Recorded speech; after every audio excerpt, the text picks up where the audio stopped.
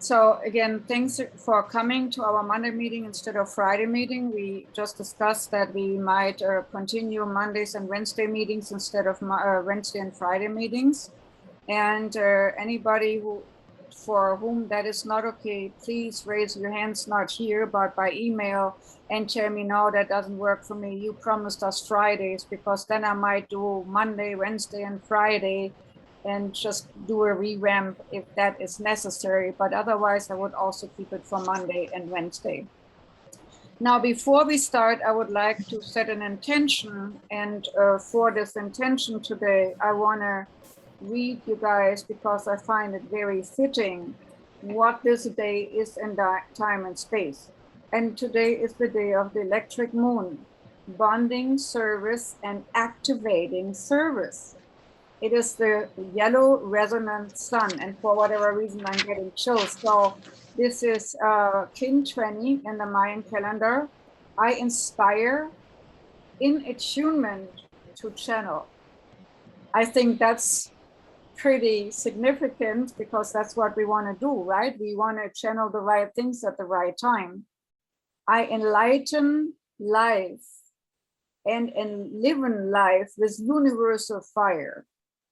I channel in order to enlighten and inspire life. I seal the matrix of the universal fire with a resonant tone of attunement. I am guided by the power of free will. I think cannot be said more beautiful what this tone and kin says for us today, because I think it sets the right tone for our work. Now, have you guys been able to read module 2? I know that there had been a little bit difficulties here and there with the links again, but did you guys were able to download it okay? Yes. Yes. Cool. Now, Jennifer. Has anybody already done some work with the energy exercises, the auric fields? You have seen that the golden light meditation with the expansion and expansion and expansion was again the baseline for the work right now, and will become also the baseline for the channeling. Oh, there's Jennifer. Hi, Jennifer. Hi. Thanks for coming, everybody. And I just was reading you can hear that later, the tone of the Mayan calendar being the electric sun, activating us for channeling and to live in and enlighten the universe. So I thought that would set the tone. And Jennifer, could you also download everything correctly? Yes, I did. Perfect. Now then, anybody, any questions about the material so far? Nobody? Did anybody already did the golden light expanded meditation and could see aura right away? Well, I can see aura anyway, so yeah, yeah. Me too. But it did expand a bit more though. Yeah, absolutely. All right. Anybody else had the experience of being able to see auras now? I cannot see it. I sense it, yes, but I have trouble seeing it. Okay, then you have read the 4 areas of seeing, sensing, and so on, right? Yes. And anything made sense to you there? So one of these essences is always first. For example, the clear sentient, the sense of it, which is sponsored by the crown chakra. The clairvoyance is sponsored by the third eye center. And the clairsentient is actually a combination between this, and the side chakras. So depending on what chakras you're opening, you will eventually open all the chakras to the boom, to the kazoo with this golden light meditation. You will have the chakras being wide open front and back.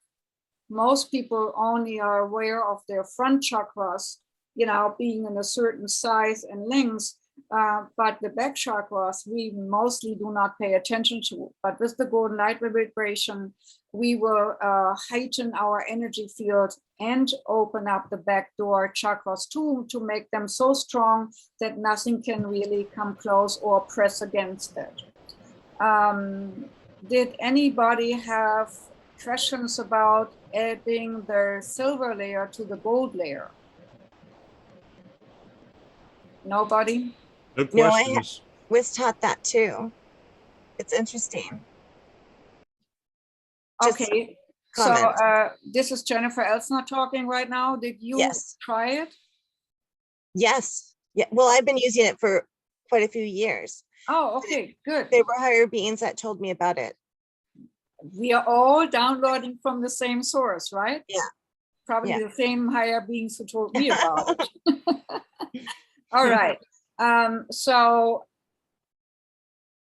did anybody could not yet see auras, but sense auras besides Sandra? Okay. I felt like I was starting to feel and see the aura, but it was coming in kind of slowly. It got better as each day progressed. Good. Then again, practice makes perfect. Sure. Now, what I wanted to make sure is that everybody understands that little booklet I put together about the auras. That's not how strong we see the auras, almost ever. Because to see it that strong, that person has to have a ginormous aura. And most people do not. So do not expect it to be that strong like in that little booklet. All right? And when you're sensing the aura and seeing a little bit of the aura, did you see the first rim, Caden? Vincent? Oh, sorry. Yeah. Sorry, No, Vincent, that's fine. Vincent. There was a name check on that thing. Sorry about that. No, you're fine. You're fine. But yes, I did start to see like an outline. Yeah, absolutely. All right, good. Then congratulate yourself every single time. Say, see, I can see more today. See, I can see more today. So this confirmation is an essential tool to give the subconscious further permission to see more and more and more. And for everybody, it is always good to practice at dusk or dawn. So you guys are night owls. I know you go out a lot at night for your investigations. So then would be the time also to learn to look into the distance and maybe look at a tree and see the aura of the tree. Trees have very tremendous strong auras. And then see, maybe you even will be a witness where a tree moves its energy field to the left to talk to another tree and then back to the right to talk to another tree. That's how trees communicate. So look at the trees. They will be great ways to, tune into their energy fields and auras. And then you might also see flickers here and there. Has anybody yet seen any symbols in the aura?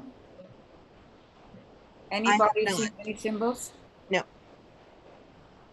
So Jennifer Elsner said no. I can't say that I have.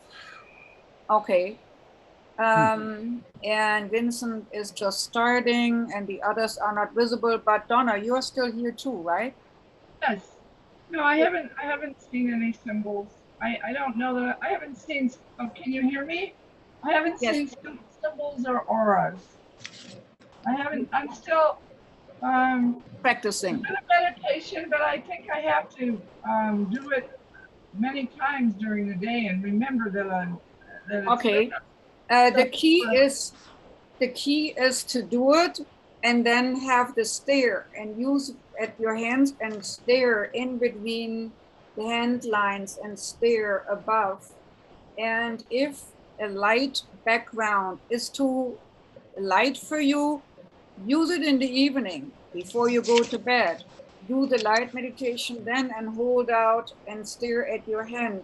And you will see things like smoke coming out of your fingertips, or maybe even some more light around the fingers. Do it then with the darkness around you rather than the light background, like I suggested with the ceiling. That might help a little bit too. Okay. But Donna, if you have a question and it doesn't get better along the lines, okay, let me just respond to somebody.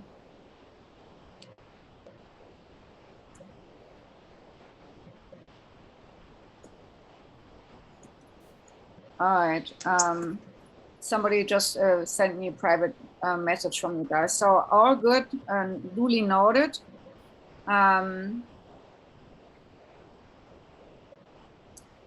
So where were we? Instead of the light, use the dark. And if you, Donna, have any particular question, please email me or text me and say what I can do to further my seeing. All right. Okay. Of course, practice makes perfect, but giving yourself permission every day and practicing will do the trick. You will be able either to sense or see. Same for Sandra. She will switch from sensing to seeing as well. Now, I had a little text here in the email about when you're going to feel I'm seeing the aura more and more, because has anybody filled that out yet? You mean feeling a specific person? You know, in the aura? I'm just saying in general, like when one doesn't can do it. Let's say I'm always using the text about money. Yeah. So let's say somebody has a hard time with money and doesn't attract the money.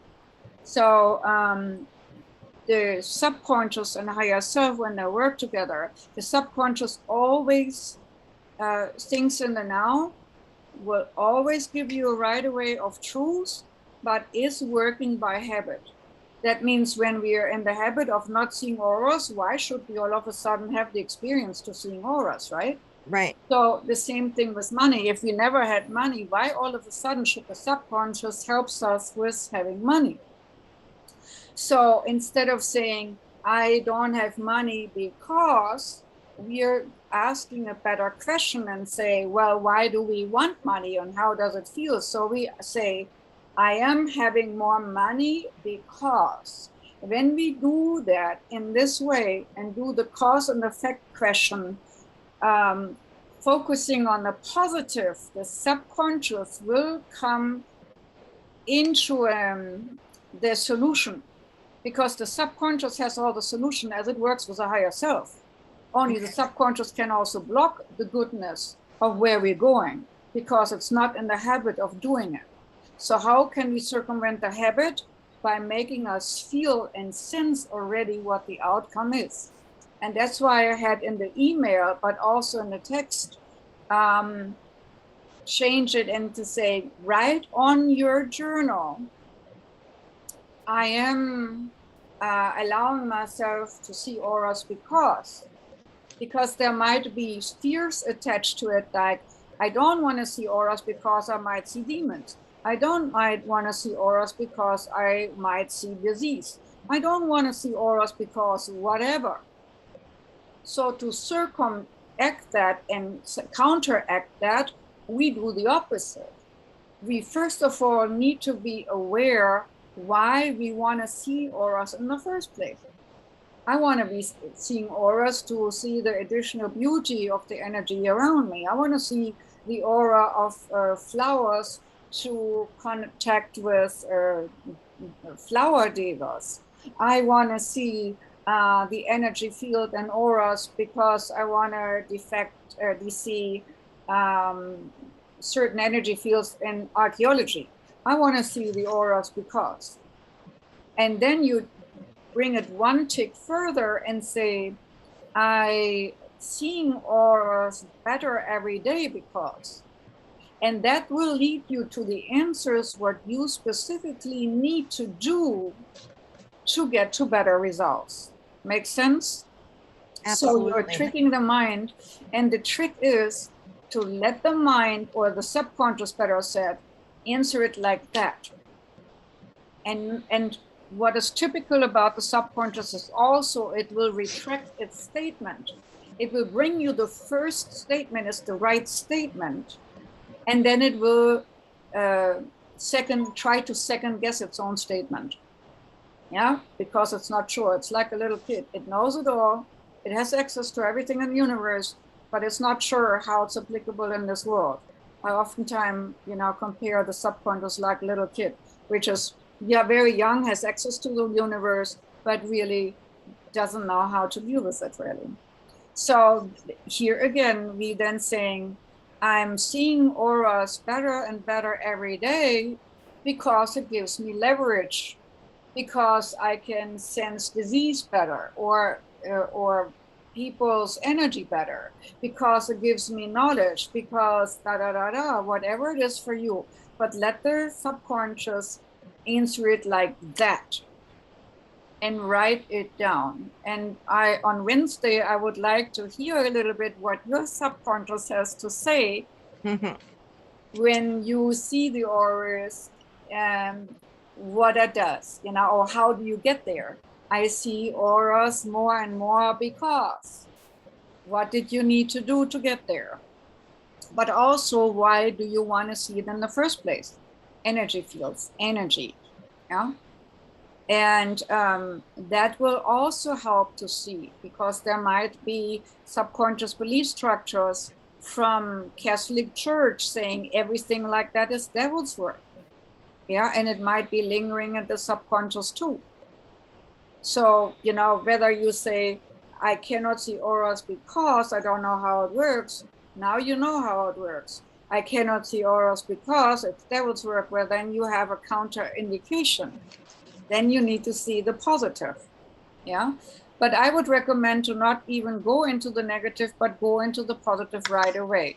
Only and only if it should not work that you see anything by Wednesday, we will check on your counter indication, and we will check what in the world is going on that the subconscious doesn't permit the aura seeing, because it is a muscle which is obtainable to everybody to use. It is a glandular structure, and I have not met anybody who couldn't see anything where I said, can you see and envision a yellow duck? And when they could say, yes, I can see and envision a yellow duck, they could learn to see auras. Is anybody here in the group who cannot envision or see a yellow duck? Anybody? Everybody can envision a yellow duck? Yep. Yeah. Good. Then everybody will be able to see auras, because it is more or less using the same bioplasticity in the brain to see something and envisioning it and seeing it outside. It is ultimately the same thing. One is inside, one is outside, but it uses the same biochemical components. Make sense? So, any comments to the little aura booklet? Are there any questions about that? Anything, any comments, anything? Is it normal to see geometries, like different shapes with aura? That would be, for me, falling under the category of symbolism or the sacred geometry. We are living in a matrix of sacred geometry. For example, when I look behind you in that, I see runes right away. I see Berkana, I see Wunyo, I see Otiel, I see, because that's like, wow, why does he have an energy matrix behind him, which reminds me of that? But that's my resonance with your background, right? But sacred geometry is everywhere. Our whole matrix of reality is consistent of sacred geometry. So when you see sacred geometry, you have to ask yourself, is it coming from me and my resonance or my background in another lifetime maybe? Or is it, I'm seeing this because of another person bringing it into my energy field? So when do you normally see it? Well, now it's I don't see it as much until I do meditations and such. But when I in high school I had meningitis, and when I was recovering from that, Yes. there was a time where I just saw it all the time. I would see shapes, like above people or behind Okay. people or around people. Okay, then I think we talked, I think, about that a little bit last time. When you had the meningitis, your energy body was a little bit pushed out of your physical form. Mm. Yeah. So your life was hanging by a thread. Ultimately, you were more in ether body than in the physical form. You were hanging partially outside of your body. And that's ultimately why the kids be able to see auras easily till the age of 7, because by the age of 7, your higher self or your soul self is firmly connected to the physical form and body. Only people who are very ungrounded, they might see everything else, but they are not grounded really to be in their body. But the normal, in apostrophes, normal human being is grounded enough, to be more in the body rather than being held out of the body. But your meningitis, I think you were floating half out of your body. And I think you were the one with the orange last time, right? Who needed orange? It was red, actually. I think Caden had orange. I think. Okay, sorry. It's Man, okay. why I've mixed you guys up. My apologies. All right. No, But it's okay. the same thing with, okay, Caden's orange was about their, energy bridging between the ether body and the physical body after shock and trauma. So, when you would work with orange, you could heal the trauma in the past Huh. if you wanted. Okay. So time and space doesn't really exist. But coming back to the sacred geometry, so when your ether body is hanging outside, and that's, again, kids can see therefore more naturally than we do till the age of 7, you saw the embedding of the personal sacred geometry structure, maybe the light body the person was made out of. Because our light body is like a Merkaba. Yeah, that's why Lunvado Melchizedek's or Melchizedek's light body meditation makes a lot of sense. We are awakening that ether body, that light body in us. But the golden light makes it the same way. Well, sooner or later, you will see most likely the shapes again, because you're pushing your energy field, you're pumping it full with power. And then it will have an effect on all the glands and all the chakras and so on. Also, there was one exercise in the pamphlet, meaning not the aura booklet, but in the little script module 2. When you're sitting in the sun, or you're sitting somewhere where sun rays are, and you're feeling yourself consciously with the light from outside, and you're feeling yourself with the golden light that way, instead of envisioning it, but really bringing it, absorbing it into the body, and then you go inside, you will be able to see your auras most likely spinning. Yeah, not necessarily in the color, but the shape of it, like little kaleidoscopic wheels. Right. Here on the side, and maybe even around the heart, and however you can see it. And when you come from the light into the dark, you might also be able to see your aura, like a little tinge around you, like a little gauze, or like a little smoke around you, but it will have a color. Has anybody done that yet, or has anybody had an experience like that where they came from the light into the dark and saw something? That happens to me on occasion. Okay. All right. So take Lon's work for it. It happens. Yeah, I right. mean, if I'm doing a view, it will happen occasionally.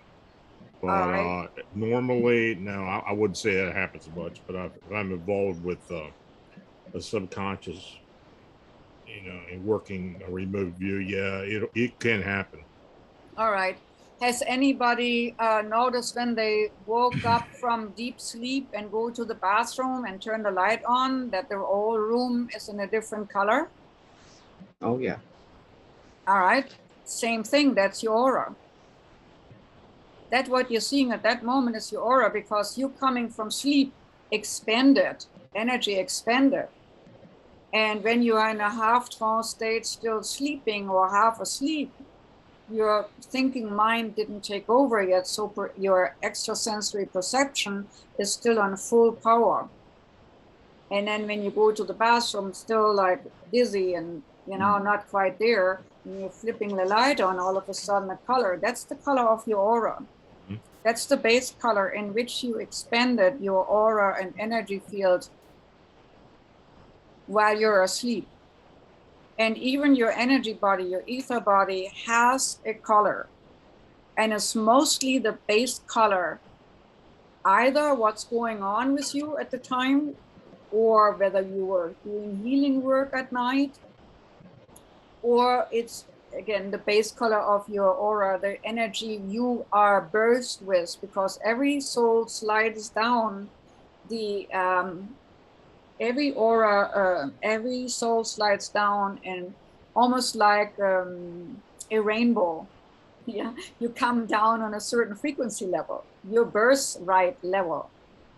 And I wrote in the little pamphlet that most people resonate with the colors they love from when they were a small child. That's their color they could drink. That's the color makes them feel good. And that's mostly the color we came with. And it says something about our purpose.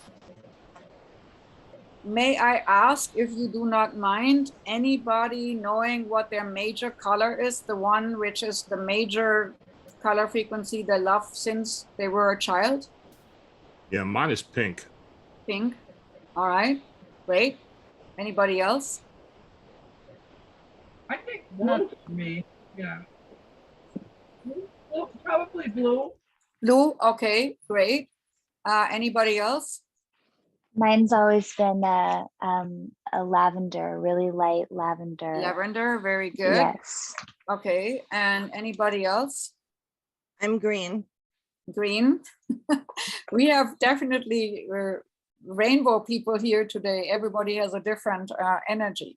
So people who are coming in on pink are definitely here to love unconditionally. Everybody who comes in with lavender has something to do with the Devic realm and wants to connect specifically as a soul with the Devic energies, the tree spirits, the plant spirits, the water spirits, the ocean spirits, and that kind of spirits of the nature. That's one of the purposes here, to be in one with nature. And please counteract me if that doesn't resonate with you. Depending on the blue, it depends whether they come from the blue world as teachers or as healers, or sometimes not every teacher or healer steps out into the open, but they do it at nighttime work. I don't know whether anybody has seen my guardian angel nighttime work, Little Singabob, on Earth Star Talk, but I talk about these people who work at night. So sometimes you can be anybody normal in your day-to-day life, but at night, you are getting out of your body and you're getting things done, and you are a force to be reckoned with. So that can be blue too, depending on what frequency. Blue. Green has a lot to do with expansion, teaching people to expanding their mind, expanding their awareness level, and growing not necessarily this way, but growing also that way. So everybody has their frequency that way. But I have noticed that, and Spirit confirmed it, that what you love the best since childhood is your part of your mission, a part of the frequency you came down with. I have a question. Yes. Do they change? You can change the base color of your aura, yes. Because sometimes I'm in this major blue hue, And then all of a sudden I'll go into the next year and I want yellow everywhere around me.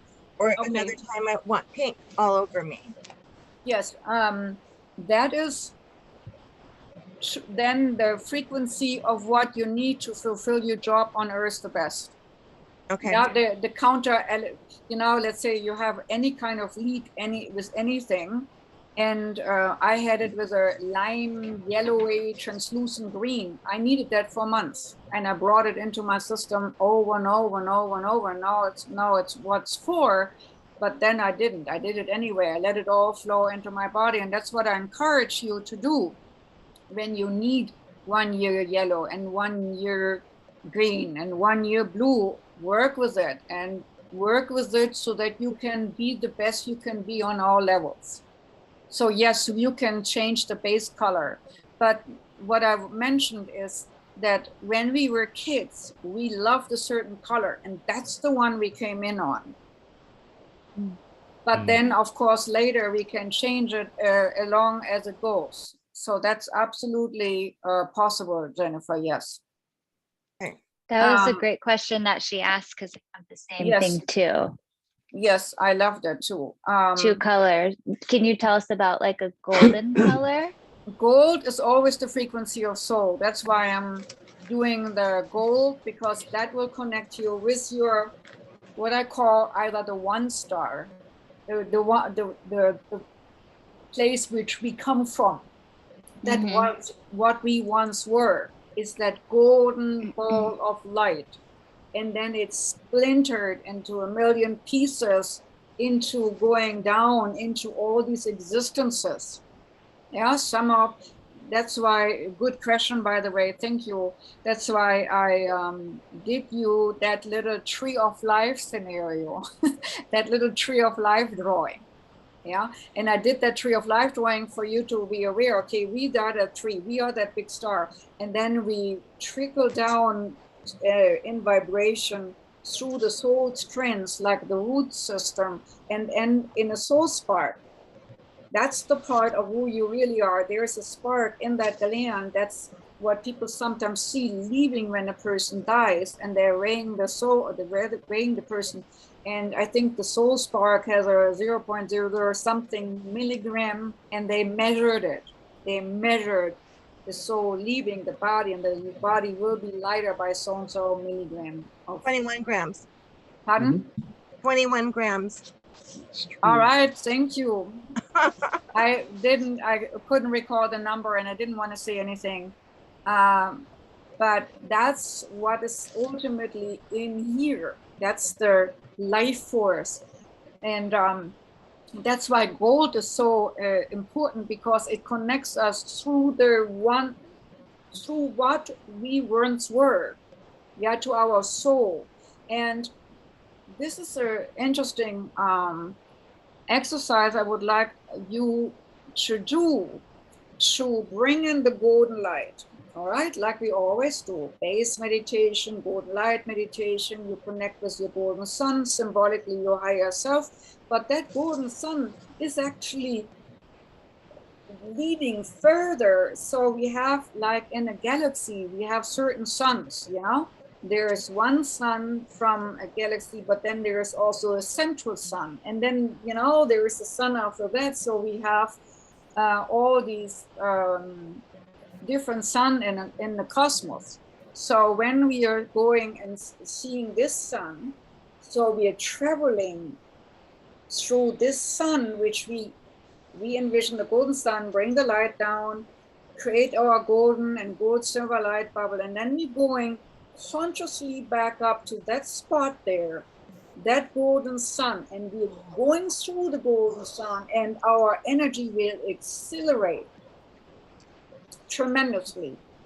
And when we then put coordinates in, I wanna, you know, some of the group had talked about this and that, and there's a car-shaped UFOs and Aldebaran and this and that and Andromeda and whatnot. So when we go through that golden higher self or that sun, and we give in the coordinates to look into Aldebaran, or look into Venus, or look into Saturn, or look into settlements here and there, or look into the star you once were in time and space before you broke apart and became all the pieces with all the incarnations, to go back in time and space where you were one. It can be a credible experience. So that's one task I would like you to consider to do, or at least try once. First, you put your light armor on, and then you go right back through the sun, and up you go and give yourself certain coordinates. And when you give the coordinates about the sun or the star you once were or you actually are, that's why I named my school the School of Wholeness Navigation, navigating you back to wholeness and oneness, navigating you back to what you truly are, this eternal soul, which is here just a fragment of experience of what you really are. So that would be one thing. A variant of the golden light meditation. Pardon? I have a question about that. Yes. Before you go on to the next thing. Yes. When you are talking about the coordinates, are you talking about giving us, or we assign, or somebody assigns a 8-digit number, or did you want us to look at the coordinates of a specific star? No, that's up to you. Okay. That's up to your curiosity. Okay. Yeah. So you could do a certain coordinates, and it's enough to say coordinates. I want to, because you will feel when you go through the higher self, or when you go through the golden sun back, you will feel acceleration. You will feel like whoosh. Wow, I accelerate my energy. I speed up. Yeah, like a rocket, I speed up. And then while you're sensing the speeding up, you say, I want to go there. But you have to have your armor, your golden shield on first before you go anywhere, in case you give in a coordinates which isn't good for you, right? Mm-hmm. And you might also, thank you for saying that, bring in the coordinates. I want to only go there when it's really good for me, or when it's in my best and highest interest. Intention, okay. Setting an intention, but setting an intention with that purpose of only when it's good for me. Okay. Or only if it brings me the goodness of knowledge and a positive experience or something. Okay. Yeah. Thank you. And then that would be one, and then the other would be home planet. Where did I come from before I came here? Yeah. What is the closest incarnation on a different planet, if that's what you're interested in? Or if your interest is to go home, some people have a sense of home. They feel home on a certain planet. That's something you find a lot in Dolores McKennon books, that people see their home planet.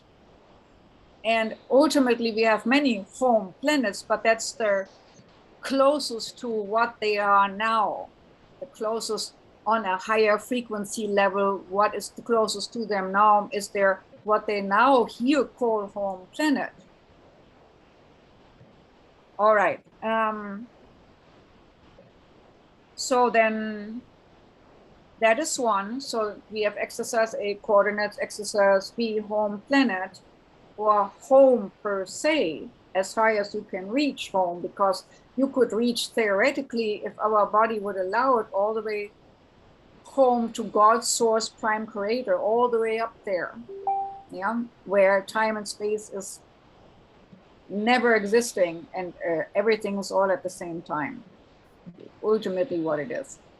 So, and then the third variant of that golden light meditation would be to go out there, open your funnel, open your crown chakra as a cone, and invite in all the stars in a good manner who want to assist you.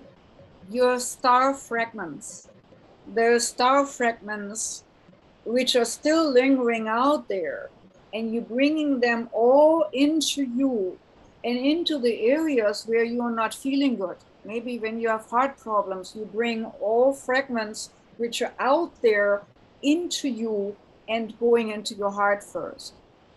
And then maybe you feel that there is a hole in your stomach or a hole in your solar plexus.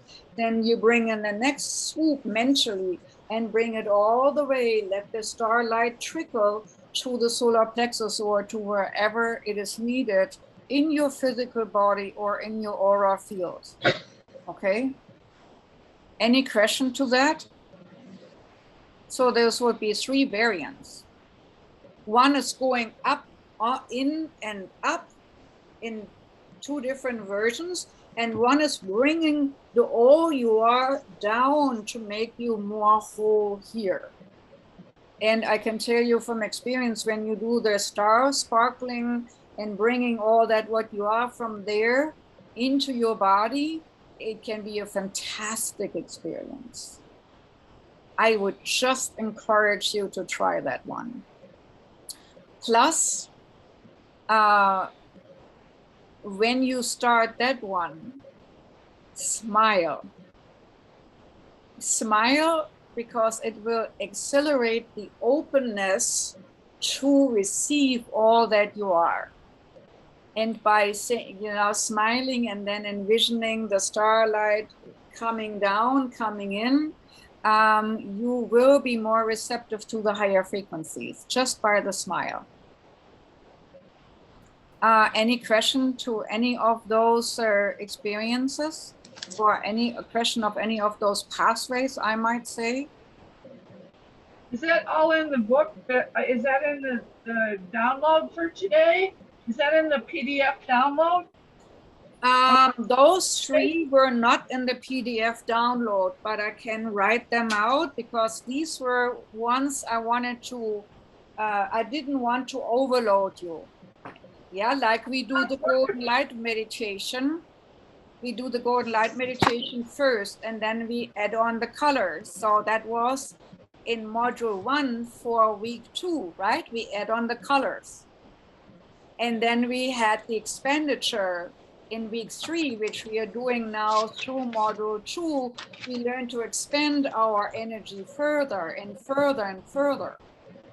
So these 3 energy pathways, I will write them out for you and add them on as an add-on to module 3.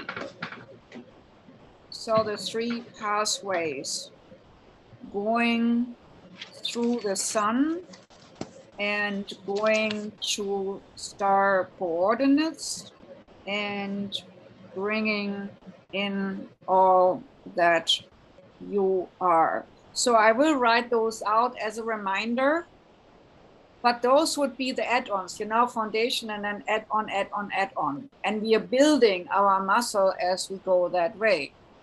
I could also tell you that you can clean energy fields up with dragon energy. I'm actually going to do that tomorrow. And to, connect with your energy crystalline dragon out there in the ethers to do healing work or clearing work, but maybe not this week. Maybe that's something for the, next week or for Wednesday, depending on how far you're at. Because, in this group, we are, some of them advanced and some not. So we need to see what we can do. So Donna, do not feel yourself under pressure to do it all at once, okay? Do what you feel comfortable with to do it well, and then build on top. Have you done the golden light meditation and added on the color frequency healing of the day? Yes, yes. Good. Today I put 2 different colors on. One, I felt like I needed to do a different color later in the day. Good. Well, then work with it, and it can be 2 colors, 3 colors, 4 colors. To check what's going on, I gave you this little color booklet, but I have to do more. But my little aura camera gave out, so I have to do more during this week, and I will, to make a booklet number 2 for different color variations, which we did not mention in that one. But did anybody look up certain frequency combination meanings by any chance? Because you can already get a good sense what certain frequencies are meaning. Not that you should look them up before you use them. You should always trust your higher self first, or your soul self first, and then later you can look up if you need to know. When you say look up, do you mean from material that you gave us, or like yes, module 2, online? there is a Oh, I little see. booklet with aura pictures and descriptions. Gotcha. Okay. I thought you were asking about like searching online. So I was No, gonna ask, where'd you That's do that? about the aura booklet I gave. There are certain color frequencies: blue with green, red with orange, red with coral, yellow, and whatever. Yeah. Mm. So that's what I meant. And I will do more of that. There are so many gazillions of colors. So I wanted with the aura booklet to make you aware, if you think this, then that's what's happening in your energy field. Most likely, it might not be exactly to the T like what came from me, but very similar. Yeah, your guidings ones would step in, and if one would take an aura picture, then you would see a ball of energy, depending on how big it is. That's how active the guiding one is with you at that moment in time. So balls are often guiding ones, but then there are, streaks and flows. We will see some of that later. But work with the color frequencies, healing color frequencies of the day to also strengthen your energy field. So that would be golden light meditation with the colors of the day and expansion to see. So maybe even, Donna, when you are doing filling yourself up with the healing frequency of the days, and you're totally full, your aura is full of bursting, you have the golden light bulb around you, you expanded it, you bring it back, and then, for example, in the evening before you go to bed, and then you're bringing in the color frequency of the day, you're bringing into your aura, so your aura is, let's say, blue, green, yellow, or whatever, and then comes the gold, and maybe then the silver, if you so desire. And then after you filled it, you're looking at the energy field around your hands and see what you see, and you might be surprised that you start seeing colors. Yeah, maybe even in the dark or half dark of your room. Okay.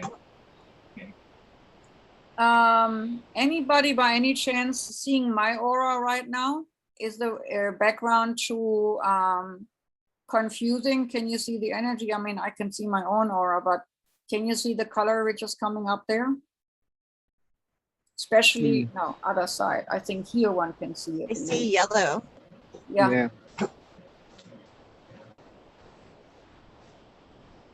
It's just like about here, like a little ball of light. Yeah. Yeah.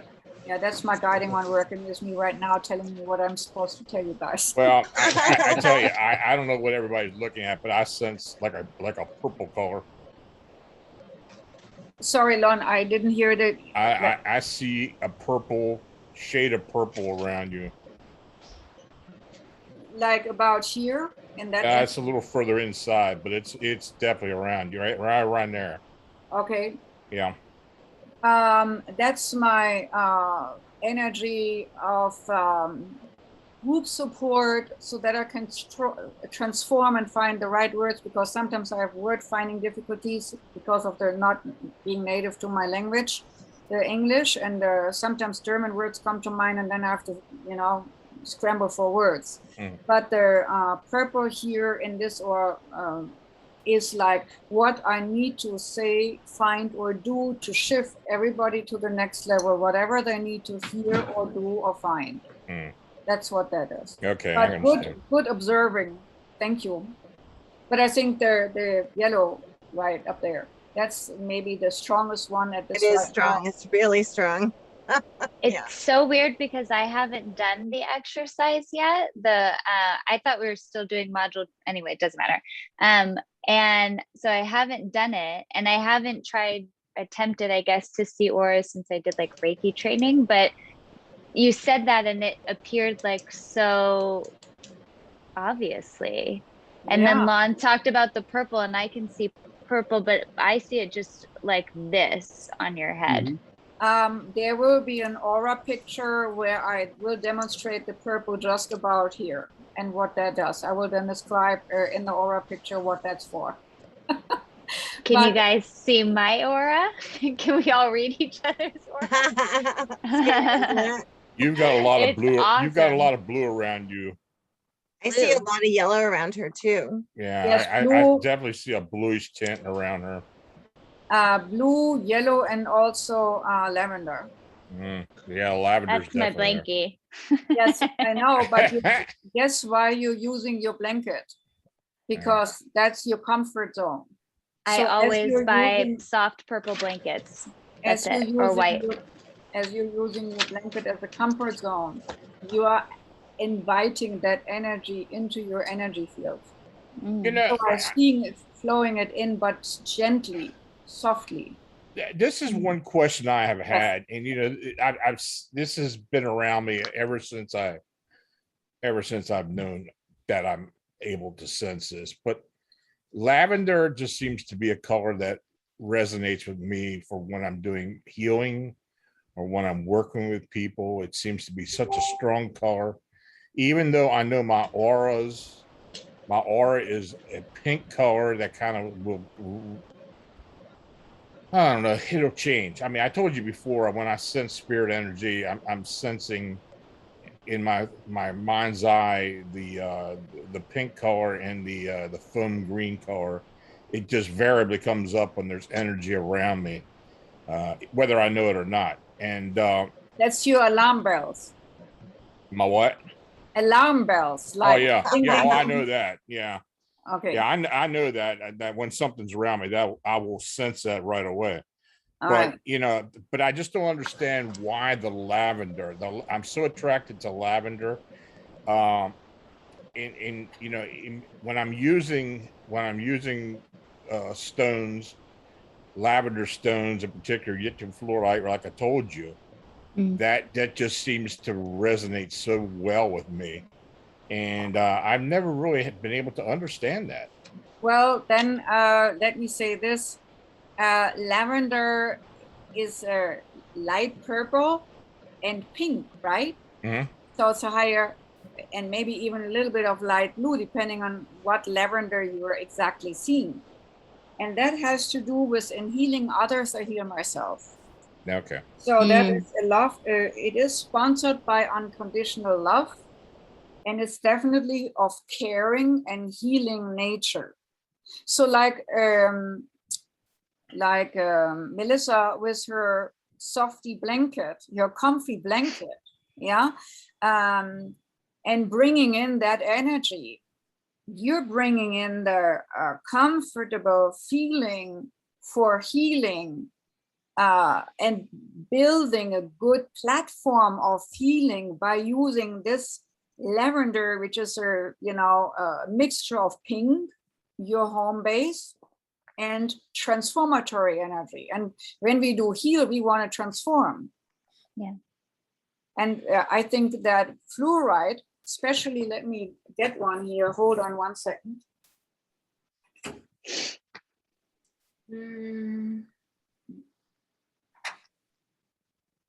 When we have this kind of Chinese fluoride, it has everything in it. It has the dark purples, it has the yellows, it has the pinks, it has almost everything white. That's why I love to work with fluoride too. It's a different fluoride, but that's the Chinese fluoride with the bands. But the lavender, there's also lavender jade. How do you react with lavender jade, Lon? I've never used lavender jade. It's pretty rare. It's pretty rare. It is rare. I have never personally worked with it. Okay, because that's the true lavender for sure. Right. Okay, but this, when Whoa, you're working, it's so pretty. Sorry, I'm gonna put my. when you are working with the fluoride, do you take the Chinese fluoride too, which can, by the way, also come in greens and blues, or what kind of fluoride do you take? I exclusively use what's called yttrium fluoride. It's not like the regular crystal fluoride. This is a cave formed fluoride. It's mostly found in Mexico, but it's an opaque color. Mm-hmm. You can get it, you can find it in like a gel color where you Okay. can actually see through it. But for the most part, it's kind of opaque. And I think what is the chemical influences like calcium that's mixed in with fluorite. Okay. But it's a unique color. It's a unique feel. I mean, I just feel totally energized when I'm holding it. Well, the what it does in that combination, it's getting closer to the spiritual through love. Says it all, right? Right. And using the transformatory violet undertone to do just that, transform and heal. And in your case, sustain your work while you're doing whatever you're doing, whether you're doing remote viewing or remote healing or whatever you're doing. Right. Does that answer your question? Why did it work Sure. for you so well? Yeah, sure. Especially when you are a pink base color. Yeah, it does, because it's just a question that it's always kind of gotten to me. I've tried other colors and it just doesn't seem to be even near what that does to me. In fact, I can at some point turn the lights off, have 100 stones in front of me, and I'll always pick the lavender.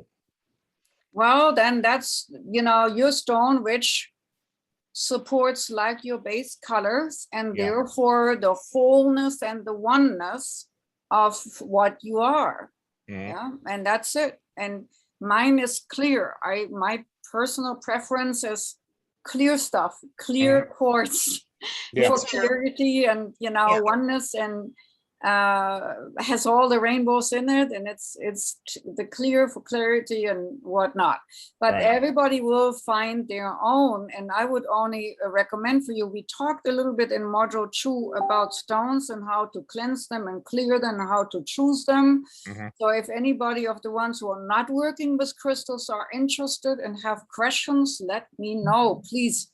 These are little talks we have together. It's definitely not the only communication forum. Please feel free to email me or text me. That's the privilege in the course, that you have access on me, or for almost like 24/7 if you so desire. Don't hesitate, don't be shy. It's only I can ask and request of you. So when you ask a question, I'm sorry, I didn't mean to interrupt. No, yeah.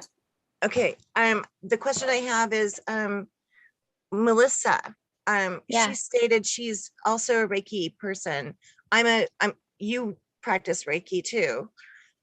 Anyway, the question I have is the crystals. Do either one of you, do you practice using crystal Reiki? Is that something that you choose to bring in? You want to go first, Claudia? Your answer is probably more interesting. No. Everybody's the same interesting here. We are all in a circle. If we could sit, we would sit. If I would do this physically, we would sit in a circle. I definitely would hate to sit in front and everybody else there. Circle, because we're all coming from source. So go ahead. Well, I was attuned to Reiki level 2. I don't know if I necessarily know what crystal Reiki is, and I mostly use Reiki like when I'm teaching yoga. I put it around the room or do distance things or self-healing. So that's the extent that I use with Reiki. And I mean, I don't know. I put my crystals like all over my face and myself all the time. So maybe I'm like unintentionally doing something with them, but can you expand like what crystal Reiki is? You just like what you said, exactly. Okay, so whatever the practitioner is feeling or needing, then they grab that stone and they'll put it, wherever the person's having a issue with heart, throat, crown, third eye, root. Okay. Yeah.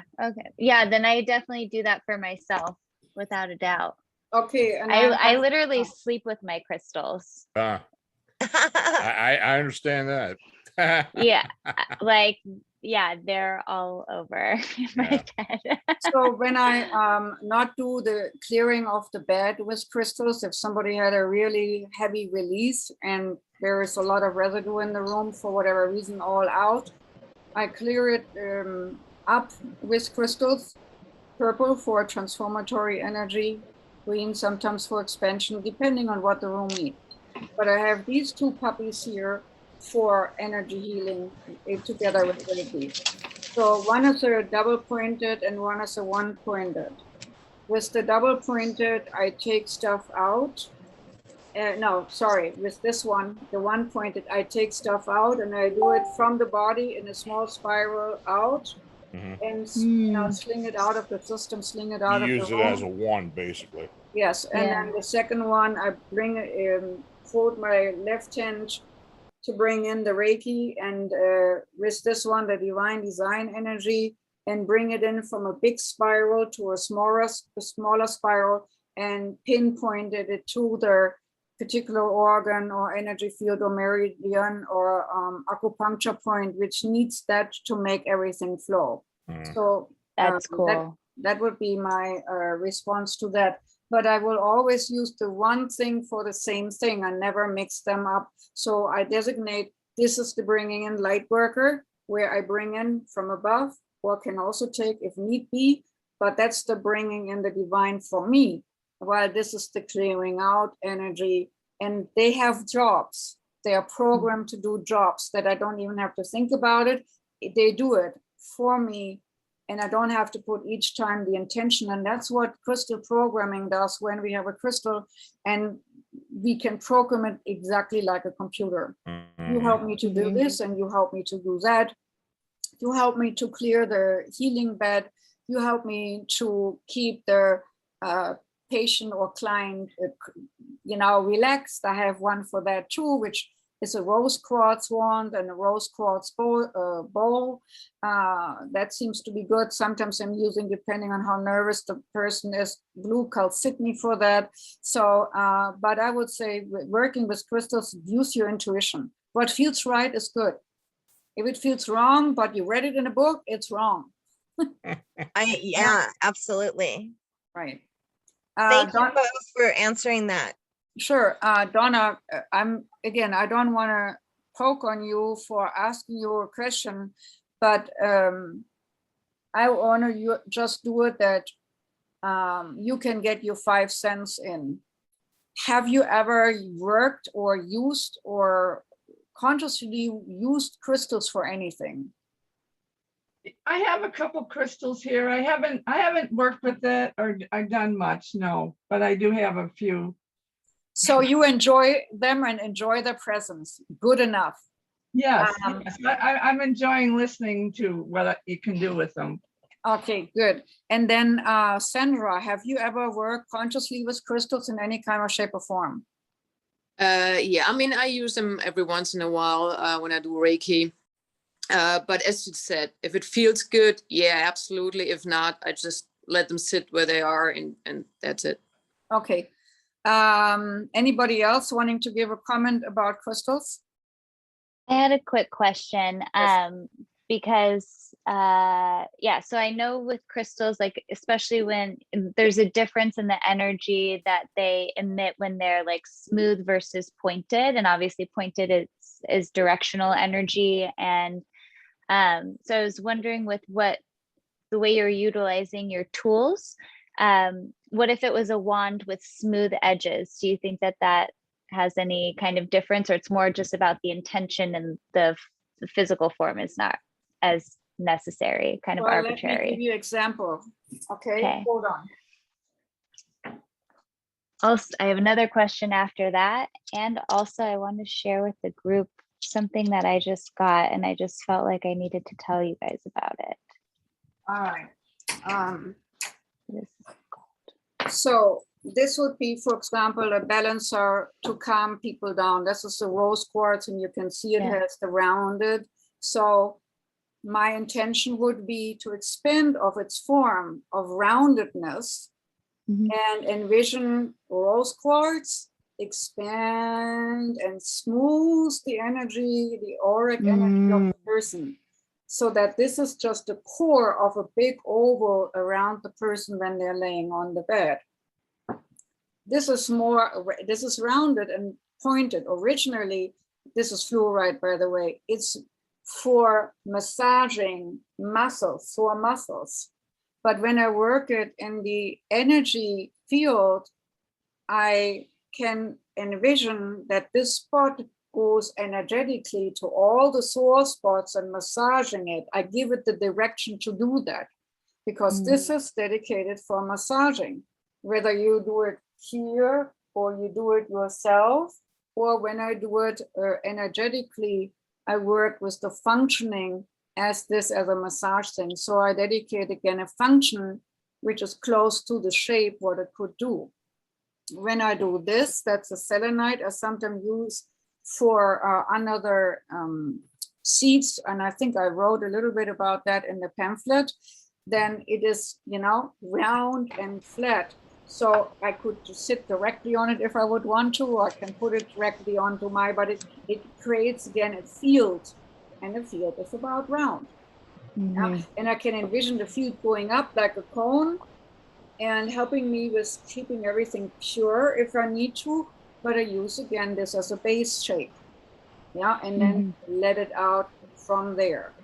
But you were talking about stones with smooth versus not smooth. In general, this is a very good example. This is a Lemurian seed crystal, and it has ripples. I don't know whether one can see that. And here's a smooth one, here's another rippled one, here's a smooth one, here's another rippled one, like the old disc, the music disc, the vinyl discs, to have vinyl discs, vinyls. And this is like vinyls, but because this has these little crevices in different spots, it's not natural growth lines. Yeah. So what these little dudes do, the Lemurian seed crystals, they can bring in energy from anywhere and combine it. So, for example, you have to drive a car for 10 hours, like a truck driver, or you want to go from here and there, and you're getting tired. When you have something like this, and while steering the car, this crystal will help you to bring in energies from anywhere according to this ripple effect into your energy field of what you need, while keeping you grounded. That's the uniqueness about Lemurian seed crystals. So you will see that when you take that, you are tired, you're driving, and or flying, and when you're flying or driving, you lose your grounding oftentimes. These little bubbles can bring the grounding back to you, because they can anchor like a root system to any other energies and bring that to you and filter that to you and bridge that to you what you need. And this is really the specific Lemurian crystal, yes, right? But it's not so much with the polished ones. So if you would take these sides off, it wouldn't have that effect anymore. So if you don't use a shape as a purpose-oriented shape, my recommendation is always using raw crystals, because in my book they are more powerful than the polished ones. That's the way I am. I mean, if it's 95% of, I'd say the stones I work with, the crystals I work with, are all raw. And I don't particularly really care much about the shape definition. It's one of these things where I will pick it up, and if it feels right, it feels like I can use it, then that's what I will take. That's what I will buy. Right. But you're right. Lemurian is absolutely a fantastic crystal to work with, either single point or double point. It doesn't really matter. It just even with inclusions, they're just very, very good to expand your energy with. I just thought I'd say that, but no, I do. I love using raw stones. Okay. Have you guys worked with a Herkimer diamond? Anyone? I have. Yes. Those are really powerful. Yes, they're very powerful. They open everything up. Which one was? It's a Herkimer Herkimer diamond. It's from a place called Herkimer, which is in New York. It's not an actual diamond. It's HERKIMER. If anyone wants to like nerd out over crystals, we can make like a WhatsApp group. Because I have a problem over here. I have. Yeah, I was telling Jen. Claudia. I was telling Jen I've got boxes full of crystals I haven't unpacked when I moved the last time. Oh, you better let those babies out, Lon. They're probably just like knocking on the cardboard. I literally have 25 boxes upstairs full of specimens and crystals, and I just haven't opened them up. Oh my goodness. It's terrible. What's your address? I'm gonna come rob your house. You won't even notice they're gone. Talking about Herkimer diamonds, our area here has some too. They might not be as clear, but they are very similar, and they're nice sizes too. That one's beautiful. They're found in Payson. And they, in a small form, they can be as clear as the earring I just showed you, which is a Herkimer, but they have mostly a softer tone. So the Herkimer is a blaster. Herkimer blast like poof, the door is open. But these, I swear that crystal glows. These Payson crystals, they're doing the same job, but they are more gentle. Is that Payson, Utah? No, Payson in Arizona, right next. Oh, I don't know Arizona that well, but there is a Payson, Utah. Okay, now this is Payson in Arizona, and I had thought about giving you guys a Payson crystal at the end of the course, because I'm going regularly to Payson and I love it, and I would check on who wants what and send it. And go from there. So we won't twist your arm. At least I'm sure we'll send you whatever it is that you need. Yes. Can I ask a question? You were talking about before this about being attracted to certain kind of crystals. Yes. So, well, you guys were saying, I think raw versus polish. And then what about, like, for instance, especially when I was first acquiring crystals, I was super attracted to, and these are not necessarily natural, but I think they're very powerful, which is aura quartz. So I always want like very sparkly, colorful rainbow, kind of thing. So, I mean, as I say that out loud, it kind of explaining to myself, like probably why I do that. Yeah, they're irradiated with certain chemicals. They are heat treated with platinum. Yeah. But there's with platinum or titanium. Some with titanium, some with platinum. Yep. Yeah. These, I mean, this is my probably like most sparkly one, Right. Oh, that's gorgeous. Like, it's so pretty, and like what it does, I use it a lot on my solar plexus, or sometimes I put it here, but it's super, super powerful. Yeah. But was there anything about, I don't know, being attracted to certain kinds? Sure. Why you are attracted to it is sparkles, and when you're coming from a world where everything is sparkling and very light, it reminds you of home. Yeah. I'm attracted to, for example, the white aqua aura energies the same way, because my home world is like white with the color, light frequency colors of the rainbow, and it reminds me of home. Would I work with those? No, because I always feel a scream in them, because they're heated so strong to create that effect on them that they're kind of not alive anymore, and it's almost like I hear the scream of dying in the crystal. Oh, but goodness gracious. Nevertheless, when I look at them, I'm reminded of home, and when it's powerful for you, and then the crystal might not be dead, because in your case, the crystal is not a polished one. And a lot of a lot of the crystals who are polished losing the entity in it, which is naturally in the crystal or quartz or stone, whatever you pick up, there are entities in there. There are living beings in there, so to speak.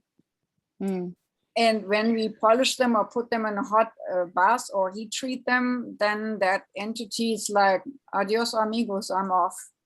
Yeah. And we then still work just with the frequency of that crystal, but not with the entity in it anymore. Sorry, go ahead. Who, me? No, I'm just like thinking like, oh shit, I bought some dead crystals. No, but they don't feel that way to me at all. And and I love them. And I didn't even actually know that they were treated until after I made like my first like couple purchases of them. And then but what they feel to me is what they feel to me, which is exactly super powerful. And that's what I wanted to underline also. Absolutely. You know, that's what I do. You know, people ask me, well, how do I pick a crystal? And I said, well, you know, don't go online and buy something because it just looks good to you. I'd say go somewhere where you can physically touch it. Get that feel for it, and then if that's what you think you can work with, then get that. I've seen so many people that'll buy a whole ton of these things online and then just like, okay, so what am I going to do with this? I mean, I don't have any idea what it is. And and Melissa, and another something. Sorry, didn't mean to interrupt anybody. Just real quick. I see an ammonite for you. Ammonite. And they have iridescent blues, greens, reds going through them when they're really washed, you know, not necessarily polished, and it's not a crystal, it's a fossil. Right. And helps in grounding. Ammonite. Well, we all know, and well, we don't all know, but inside my head, me and all my friends know we need grounding. So that's pretty AMMONITE. Yeah. AMM. That's where I didn't get it. Ammonite. And talking about grounding, there was a chapter on grounding in the booklet or the pamphlet for this module. Anybody having any questions to the grounding exercises? Can I say one thing really quickly to Jennifer really quick?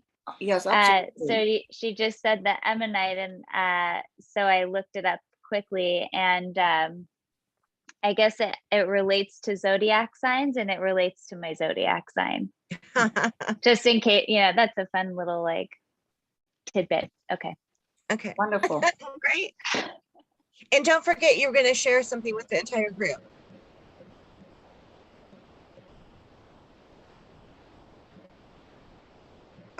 It would be cool for me if you guys are into it to make like a chat group so that, I mean, I don't know how into this is for the whole group, but we can share stuff outside of these meetings if you guys are open to it, or I can just email you guys and tell you what this one was. I am. Okay. I always like to discuss crystals. I mean, that's just a thing with me. Should it be a Facebook Messenger chat group, or how would you guys like it? I don't really care. There's Telegram, which I don't really know what the difference of that is anymore, but people are saying it's secure in a different way, but it can be Facebook. It doesn't matter to me. What does everybody use? Okay, you guys have to teach me how to create a Facebook group. If you want, Messenger group. If you guys all send me your names on Facebook, Claudia, if you'd like, I can help you with that. Okay. I'm not on Facebook a ton, but if everyone sends me their name, I can search us and then I can make a group. And that sounds good. Yeah, that's quite easy. So how can the name? I would love to be part of that, but I'm only connected to Claudia, so. On Facebook? Yeah. Yeah. So send me in, like, I think you can just reply all in the email that Claudia has for all of us going. Mm-hmm. Or I guess you guys could maybe put it in I here can add too. you and make a group. I will talk to you after we are done here, and you tell me how to create a group, and I put you all into the group. Okay, that Yeah, sounds because good. I That have way the you learn empaths. how to do it anyways yourself. Yeah, Yes, if that's okay with you. fine by me. Good. Anybody, any other comments about crystals besides grounding? Because I wanted to introduce these puppies. What is And, that? wow. and those are Whoa. tachyon healing wands, and I use them for grounding. They keep my energy balanced. It's totally artificial. It is done of crushed Herkimer diamonds energy. And yeah, somebody lost their lives, but then something new got created. That's part of transformation. And then these were molded into a form, and this is the, I don't know whether you can see Wow. it. They're amazing. Whoa, what's that called? Tachyon, Tachyon? Tachyon high energy healing Wait, wand. you hold that right there, please. Right. Tachyon one. All right, got it. I gotcha. And I think I can give you the website where they sell those. They are not cheap. Wasn't a But tachyon some kind of animal? no, tachyon energy is a frequency high out there, similar to chi. Okay. Oh. And it has to do with the zero frequency, the frequency of source. Have you heard about 0 point energy? Oh yeah. Yeah. Okay. Yeah. Tachyon is a form of 0 point energy. Okay. What's And that's 0 point why, energy? I'm using these kind of puppies under my feet for grounding, but keeping me also at the highest frequency when I do a lot of work. So that I can do my work at my best throughout the whole long day. Yes, sometimes I have 7, 8 clients without a break. I'm using these puppies under my feet. What's 0 point energy? What does that mean?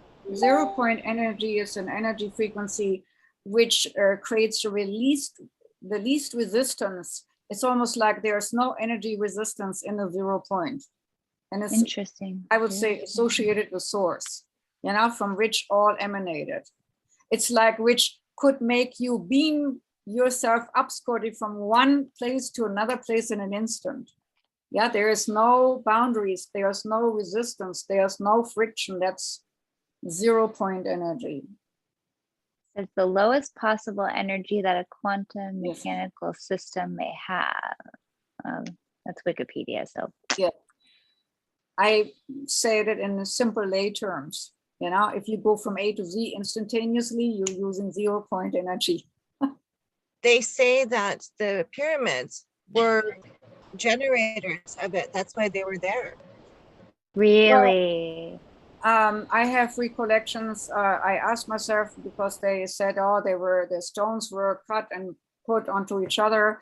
And I asked my guardian wants to show me in time and space when they were created. And there were people standing in a circle, and with their mind, they were doing the anti-gravity and they're putting them all into place. It's exactly what I saw too. Yeah. And they were designed that was like a group or almost like a clan or like a guild of people who were trained in that. The same masonry was partially done, in the early cathedrals in Europe. And that's what the Freemasons partially, not all of the groups, but the Freemasons have some energy ritual they do similar to that it all fits and that they all do it with ease and effort and effortless, but they never do it in the ancient form like Egypt, like then and there. Wow. So you guys are awesome.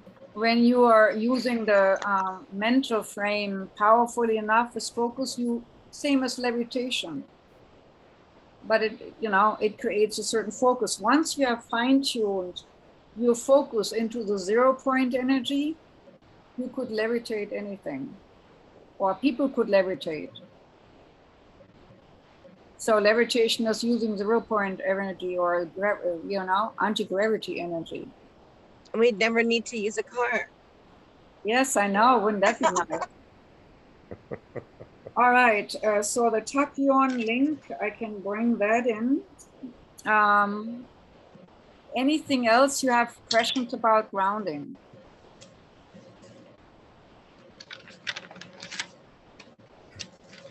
Any other questions about anything in the pamphlet, in the to-do list, in the practice list, in the grounding list, in the extrasensory perception list, anything? And by the way, I love it that you guys are so lively and ask questions. I love it. Every question opens the door for more answers, and I love it. So any question, welcome. As stupid or complicated or simple as it might seem, anything is welcome, because we can. Claudia, when Yeah. you were asking us last week if we had any questions, all I was thinking about was like, wait till next week, and then the next week, and then the next week, because I feel like it'll just be more and more. Yeah, but that's what the sole purpose is, because if we would do it not as a group thing, we could read everything in a book. And that's why I wanted to pay out the self-learning by practicing, and out of the practicing come also questions. Yeah. So that's why I hope that in the remainder of this week, and especially tomorrow during the day, and maybe Wednesday during the day, if you have time a little bit. I know it's a crash course, it's a fast track course, but if you have a question during the week and Wednesday is past and we don't have the Friday meeting, we have another Monday meeting, please don't hesitate to ask me, and then I will put it in front of the group, your question, so that not only you get the answer, but everybody can benefit from the answer. Or you do it in this group chat thing. The problem with the group chat for me is I'm so busy, I will not be able to always answer all the group chat questions right then and there. But I thought about creating a web page for the fast track to the psychic abilities, where in our Facebook page where everybody could go there. Well, we could actually just, instead of making like, this is kind of a pain because I don't know about you guys, but I don't get on Facebook, or not really that much social media. So if we did it on Facebook and made like an actual page for the group instead of the messaging. Yeah. Well, I was thinking like a text group, and in that case, it would be really hard to keep up on the conversation for anybody that's not checking it. But then if we did it, a Facebook group, then we'd have to go check it to communicate. So I don't know if that's, I don't know about you guys, but I probably forget to do that. So is the messenger better? Because I know Lon and his group does the messenger group thing. Yeah, we're always on Messenger. So I hate it. I absolutely hate it. It's like in the morning, there's like 30 messages, and you gotta go all the way back to the top to find out what, where's what they're talking about. Because I don't like Facebook. I'm not a Facebook fan. Facebook page would probably be better, right? I agree with you, Melissa. Okay, so Claudia sounds like Facebook page. Facebook page with invite. I will send out the link. I will not be able to create it tonight, because tonight I still have to follow up with some clients from Japan. And tomorrow I have a healing day, but tomorrow I will create the Facebook page and send you an invite. Okay. Is anybody not on Facebook, which we have here? Okay. I know Facebook is not the greatest. There's also MeWe. We could also do a MeWe page, but then it's another social thing. I don't even know what that is. Yeah, I don't even know what that is. When the political divide happened between right and left, and Facebook started censoring people left and right, somebody gave them the middle finger and say, we go somewhere else. And then these MeWe people created something exactly like Facebook, but only without censorship.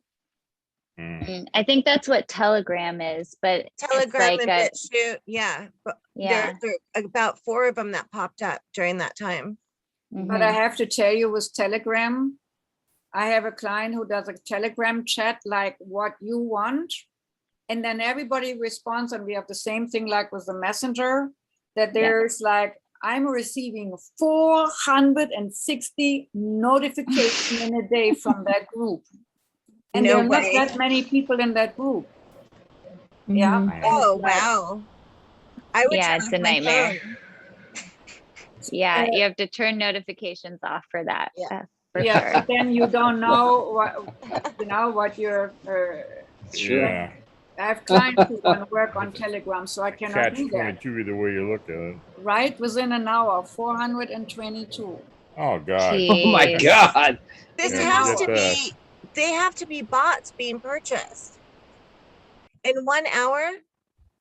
No, but No, it might just These be are people on a people chat and they're talking. going back and right and back and forth Mhm. about stuff.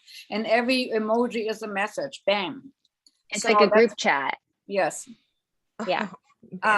So I will create the Facebook page. And then if you guys want to talk with each other through the messenger and the Facebook page, you know each other, right? Yeah. You have Yeah. each other's messenger thing. So if you want to discuss something privately, you can do that. Let's say if Melissa and Jennifer want to chat something along with Melissa, or Melissa wants to ask a certain person something, hey, what did you mean about ABC? I don't have to be in the middle. I don't need to control the group dynamics, okay?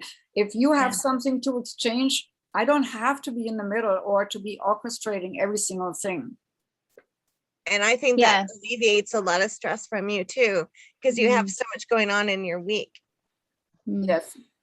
So I would definitely check on things, or if somebody would say then, hey, Claudia, monitor your Facebook page, say something to this and this, I definitely would check it out. But it would be a safe place where only the group members would be able to converse. Right. Yeah, and then when we can converse, and then if we're talking and we have a question for you, then we just bring it to you. Yeah, or bring it to the face. I will look then. And then that way also the next group can utilize that Facebook page too. They might have questions, and you can say, Good well, idea. I know something. Let's make it a Let's discuss community. this, Yeah. and this is And my you point know, of view. Claudia, I was thinking just with these questions that are coming up, like today, I don't know what happened the first session, but there's so many questions about auras. There's so many questions about crystals. This is Earth Star talk too. Sure. You're Ongoing. I mean, I can only invite people to look at the Earth Star talk. There's been a lot about anything and everything. I think tomorrow, today we have Monday. Wednesday, I'm talking about Ouija board and the don'ts and never do and never do don'ts with the Ouija board. And I think I'm talking about some more guardian angel nighttime worker stuff. And I love that. And absolutely love that. Yeah, that will be how the training happened. And then because some people might remember how they were trained themselves, there are way more than me out there like me who do that sort of nighttime work. I know it for a fact. And I hope that some of the people who do that sort of work might feel attracted and not feel so alone too. And then Chamara Dimatraj was asking about how angels can heal. How does that work? But whether angels even can heal. So certain questions will be answered there, absolutely. And if there are certain questions about crystals, I mean, I talked about crystals and how to deal with them in the talk in the pamphlet I gave you as module 1. I talked about shapes, I talked about the tachyon things, I talked about it all. And maybe you didn't have the time yet to go through the material, but there should be some stuff in there. Oh yeah, I wasn't talking about me. I was just talking about you pulling in an audience. And yes. One of my most favorite episodes, and I probably told you, but I'll tell you again, was the dragons. Oh. That was just wonderful. Well, there will be a follow-up on the dragons too, what we're discussing about the crystal dragon, how to use our crystal dragon to heal and disperse negativity when we do clearing work. Because that's what we can do. We can go into an ether body of another,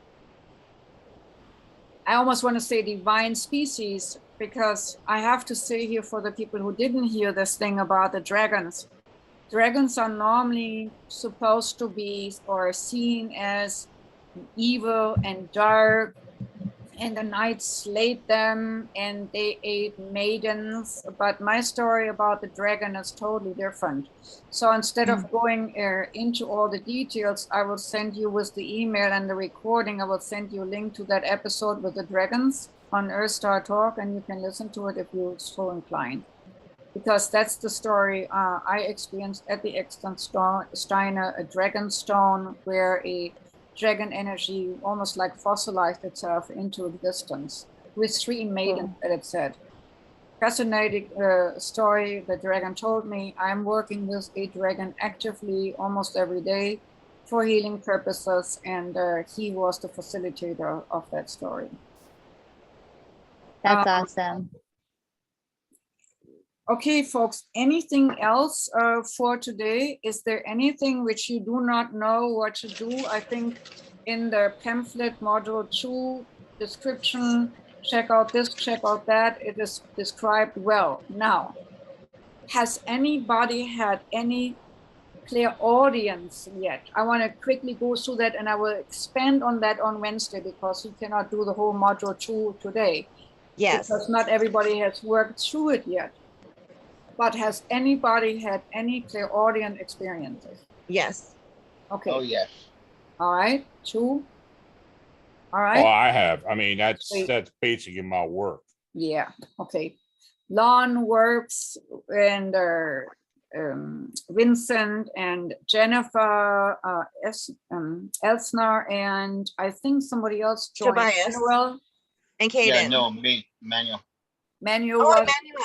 I didn't even see you here. Oh my goodness. Sorry. he Yeah, was. I'm he sorry, was I'm a little speaking late. little I later. got stuck at work. I had to help out doing a lot of stuff. So.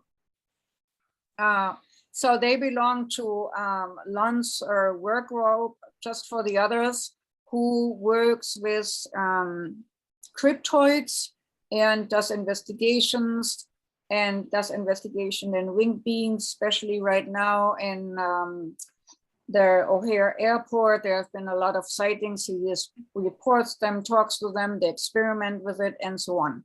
So that's why I'm referring to the Lon group.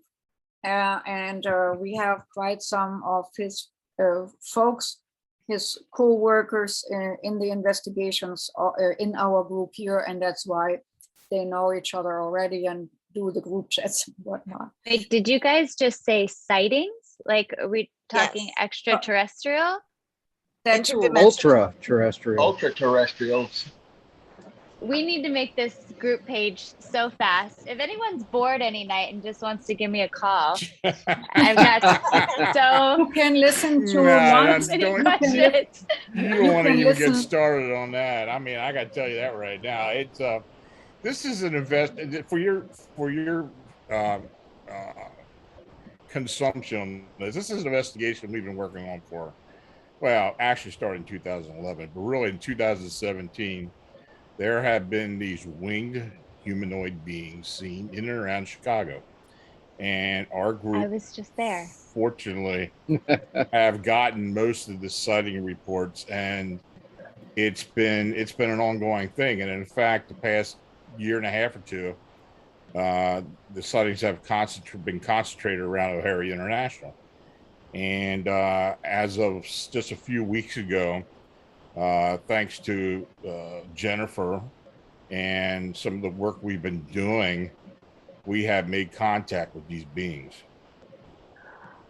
My heart's pounding and I feel like I want to cry, Yeah, but happy, you know? it's and it's an ongoing investigation, and it's something that we're doing in baby steps. But you know, I think I think so far it's been very interesting. I mean, it's just Wow. it's groundbreaking in my opinion. And of course, Claudia has gotten involved with this and has been helping us With haunting cases and yes. weirdness. Well, There's weirdness. There's always weirdness. Sure. Yeah, Melissa, I've been doing this for 40 years now. Yeah. I've been involved with the paranormal for over 40 years, and I have to say this particular case and what we've been doing in and around Chicago is probably the most exciting cases I've ever had. So, it's somewhat known mainstream now, but it's, I think as time goes on and more of this information comes forward, I think it's going to get out into the public much more. Where is Chicago? I live outside Chicago. Well, it's been going on. I mean, we've had sightings in the city. The earliest sightings happened even in downtown, but in the city limits. And of course, we've had them as far as southern Wisconsin, all throughout Illinois, into northern and central Indiana, and some into Michigan. And the reports that we have, we're kind of keeping track of those sightings and encounters within a 250-mile radius of the city of Chicago. And this is something that's been going on for quite a while. The media has kind of been, they've been reporting on it a bit here and there. But as far as actual information getting out, the city of Chicago has been no help at all. And of course, and the powers that be at O'Hare and other places are just trying to censor all this. So, that's what we're doing. Are the sightings from just like civilians or your guys' sightings? No. Okay. Oh no. We've had over 135 sightings, 132 sightings that we consider legitimate since 2011. There's a map actually, if you're interested. Yeah, I do have a map. I just wanted to say, Lon, tell our audience here, our group, where they can listen to you and your talk show. Yeah, it's on YouTube. The channel is Beyond Explanation. If you just go to YouTube and search Beyond Explanation, my show is Arcane Radio, and we actually did a program last week concerning the updates at the Chicago Mothman, and Manuel and Tobias were on there with me. These gentlemen have worked with me for many years now, and we have been doing the main brunt of this whole investigation. And Manuel had an encounter with one of these beings at the cemetery that is actually located inside the airport. And his encounter was documented on the radio show. So if you ever get a chance, I just go there and check it out. Which episode? I have it up right now. Yeah, the one it's just the one that was listed last week. The Chicago Mothman's. Yeah. The week before that. Yeah, the week before. Yeah, because which was up last week. Is it called? Okay, I might have to ask somebody. Chicago Mothman. Yeah, we can set you a link. Yeah, I want to see that for sure. I just discovered one woman who astral travels, and she goes to like Galactic Federation and she brings messages back, but I haven't. I mean, I'm just so into this stuff, and then now that I have more people to watch that I trust, I love that. But Melissa, the goal is that you can do it on your own. Yeah. Okay. And I had questions astral travel. Yes. Yeah. Yes. Astral travel can be done two ways. Astral travel can be done with your ether body, getting out of body experiences, and can be done with your in your mind's eye with the help of your energy. That's why we are so harping on the golden light meditation. And the same thing what I discussed today was going through the golden sun and then going in and up. You can check on the Federation yourself if that's one your interest. I mean, my only practice of like attempting to astral travel is like YouTubing astral travel, like I don't know, videos that guide you. And I mean, the only like thing that's really happened to me that's been anything is that, I don't know, one night I was watching this woman and so many of her videos, and she was talking about this stuff. And then and she was talking about like what it's like when you astral travel. And you know, I woke up like very suddenly feeling like my energy body jolting back into my physical body. And then the explanation of that was that, you know, maybe I wasn't quite ready for the feeling or something like that.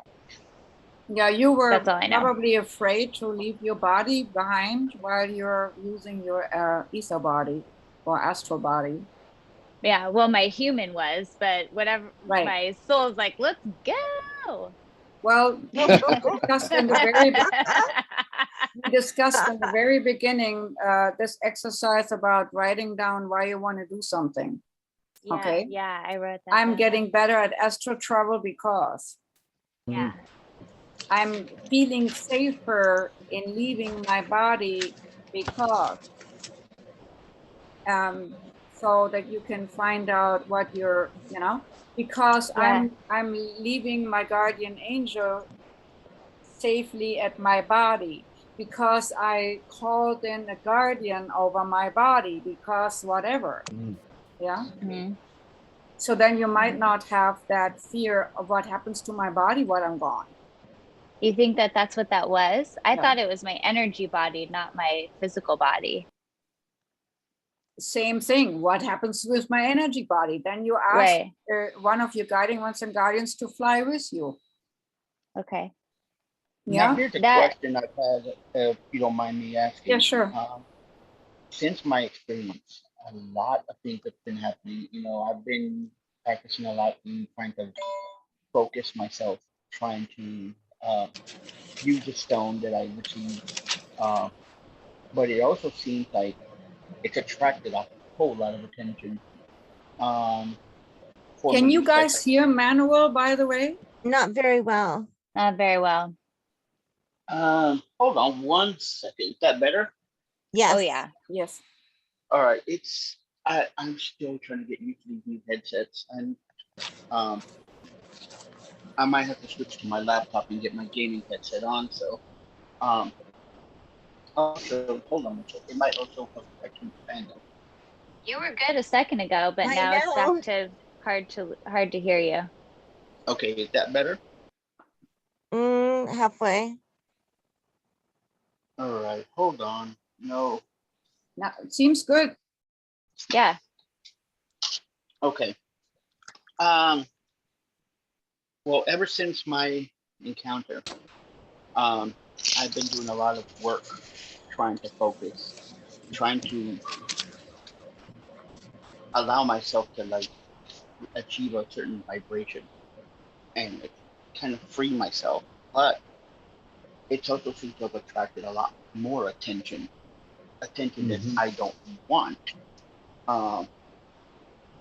And I was telling the guys that I on the group that I had an experience where I came face to face with like three beings that were just like shadows. They weren't a really form; they just loose form. But they kept trying to like, come toward me, but they back off. Come toward me, back off. And I had that stone in my hand, and I felt, Uru there. So something tells me that maybe they were seeing him. They could see him. I could feel him, but maybe that was the only reason they weren't coming. But it also seems to have picked up a bunch of attention that I haven't had. I thought was over with, and that being a lot of. I've had a lot of abduction experiences in my life. So are you saying that you were attacked by beings or something? Is that what you're saying? Yes. Okay. I had mostly encounters with grays. Eventually, as I grew up, I kind of learned that, I'm always going to wake up. I kind of just let it be, I had an encounter where I was outright punished because the first thing I did was try to break free and reach for a shotgun. And I've always... Question, Manuel, in all your encounters, what intention did you set when you were doing before an encounter? What intention did you set yourself? just try to just communicate. I just want to build my relationship with Lulu because he's still he stays at a distance. He doesn't really he makes himself known through the energies and everything, but I want to get to the point where I can actually see his shadows and feel him, to be able to communicate. He, right now, the communication I've had with him, leading. Like I can ask the question and I have to really concentrate to get the answer from him because he keeps it short and sweet. He doesn't like to dwell. And I know it's still young, Lon and Jennifer told me it's still, a new thing. He's going to be skittish, but it's also seeming to attract a lot more attention with my new. I was telling Vincent that, I'm starting to have really, really vivid dreams that are just starting to, I wake up and you feel like something was presently there, or you feel physically sick. These are things that I haven't felt in years. I'm 47. I thought my time was done. They were done with me, but it is it's starting to come back now, more and more. And I just wanted to know if it's part of the something that I'm expected to kind of just deal with. Um, that maybe opening one door kind of opened it for everybody.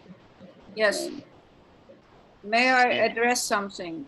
I do not want to cut you short, but I want to find solutions to your problems and talk about solutions and not so much about the problem. So, you set the intent of communication. Great. In the intent of communication, seems like you opened the gateway a little bit too wide so that other things could come through, which are now bothering you, which, if I understood that correctly. Yes. Two things.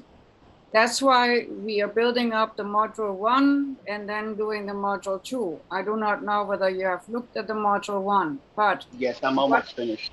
Okay, module 1. So what I would recommend for you is to expand your energy ball into your room, into your house. I talked with Jennifer the other day about a medium who has spirit beings coming in and out, and I said, did she not learn to put a filter on? So what I would recommend, if you're bothered at night, to putting a filter on, like a golden light bubble filter, and a reflector of silver with the command to not let anything go through which you do not want to encounter at the time.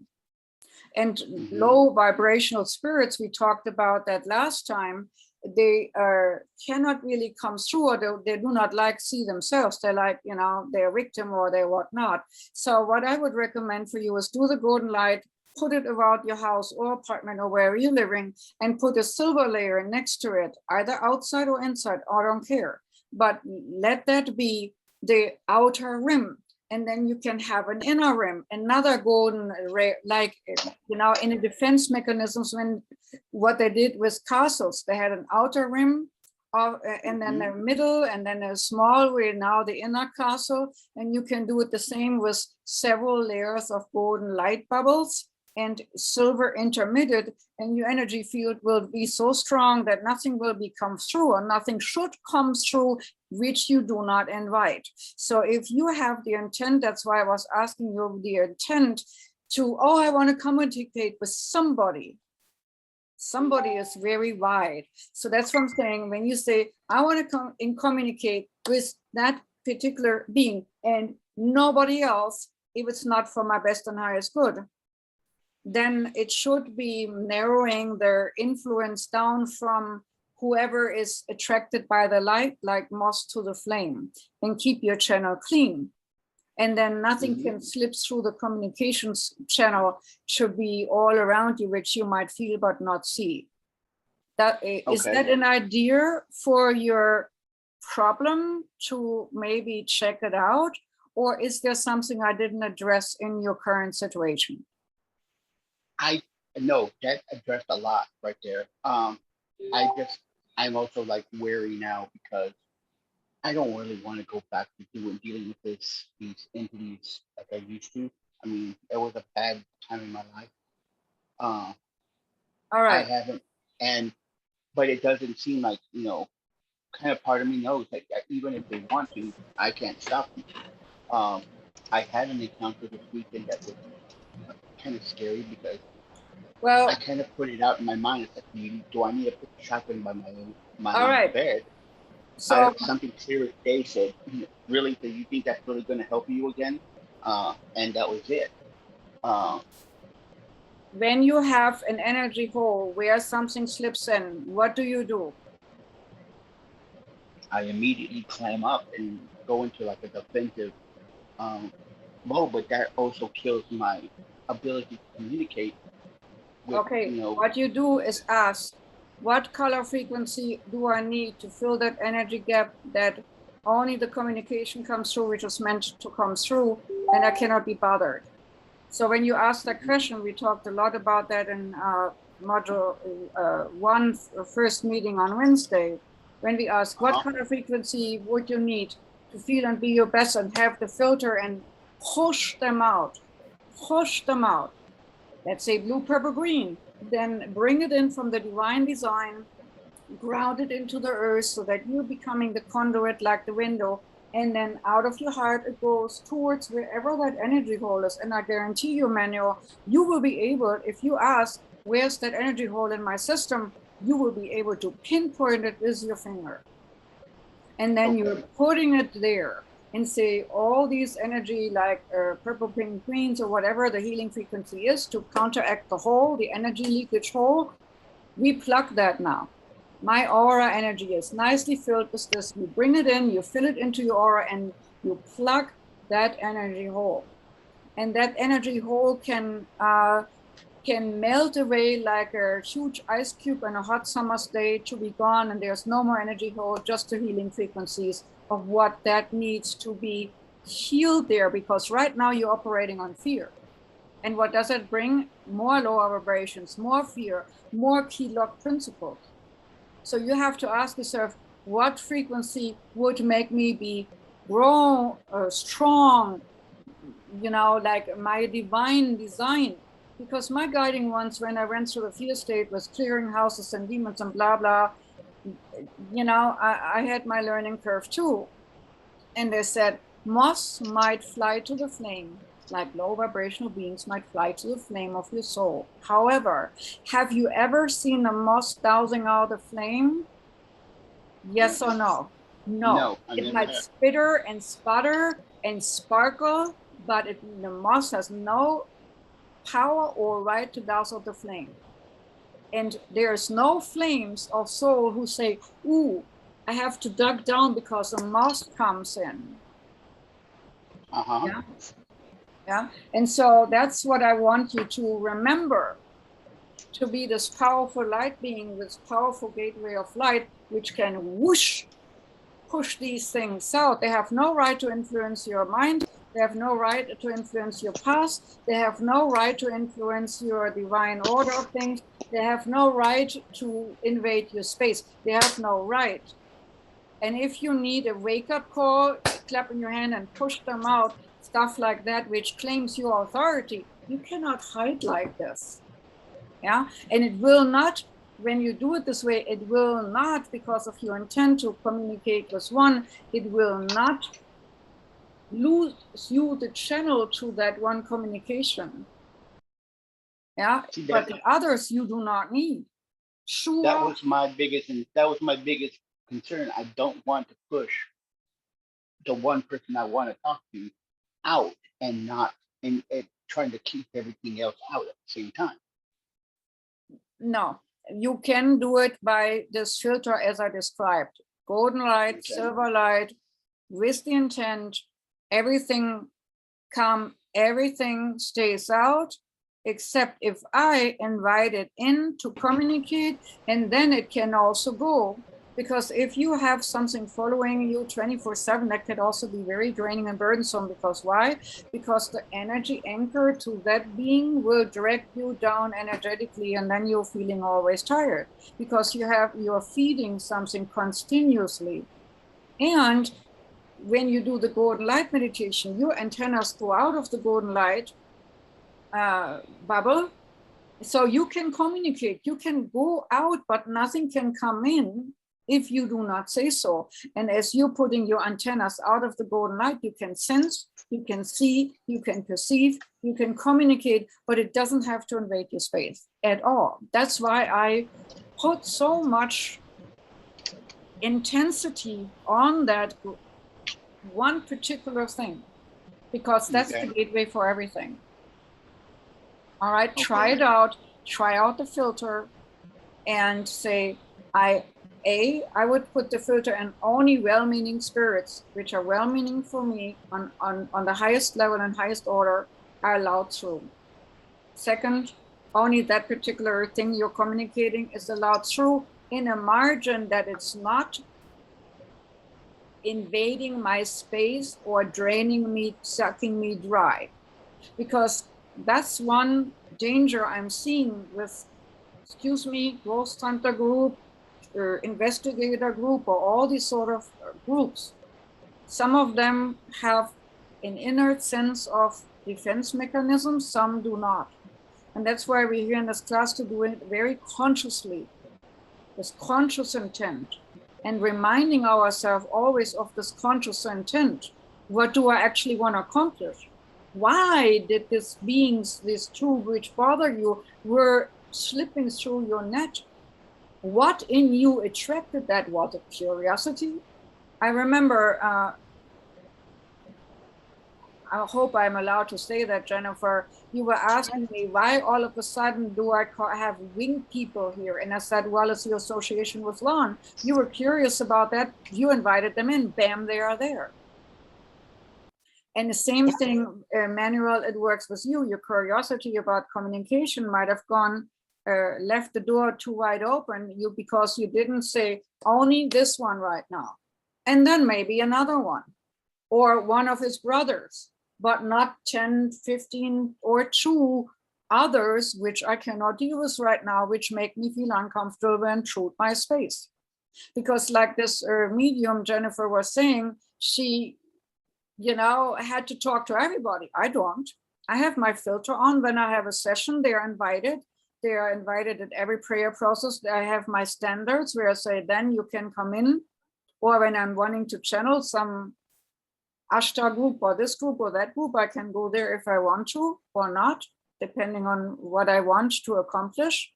And that's the conscious communication I am trying to instill in you guys. Conscious, not at random, whatever comes because it's so exciting, because that can bring us into trouble. Okay. And that's also for you, Melissa. That's when we do this, and you were fascinated about this one lady who channels the starship, whatever group, Ashtar command or whatever command. That's all good and fine. If that's of your interest, you can go there. I report every night to some Galactic Federation group too, actually 2 of them. And I give my reports on what's going on in this planetary system. That's part of my job description on this planet.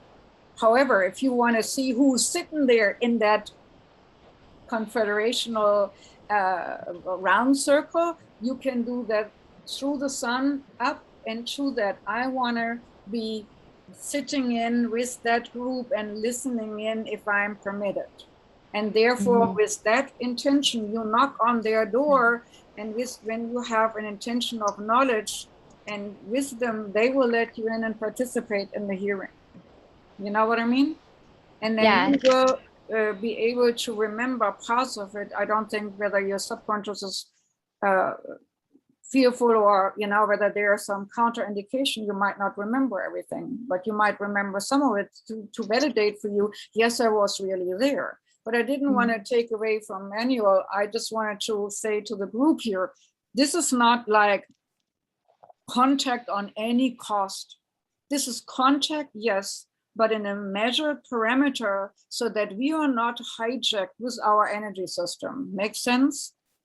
And that's my responsibility to you guys, that you are not having to do that, what just happened to Manuel. That you can say, ouch, You have no right here, that you become so strong. And folks, you become so strong through the golden light meditation. I can only say it over and over. It seems that such a little, tiny little thingy up.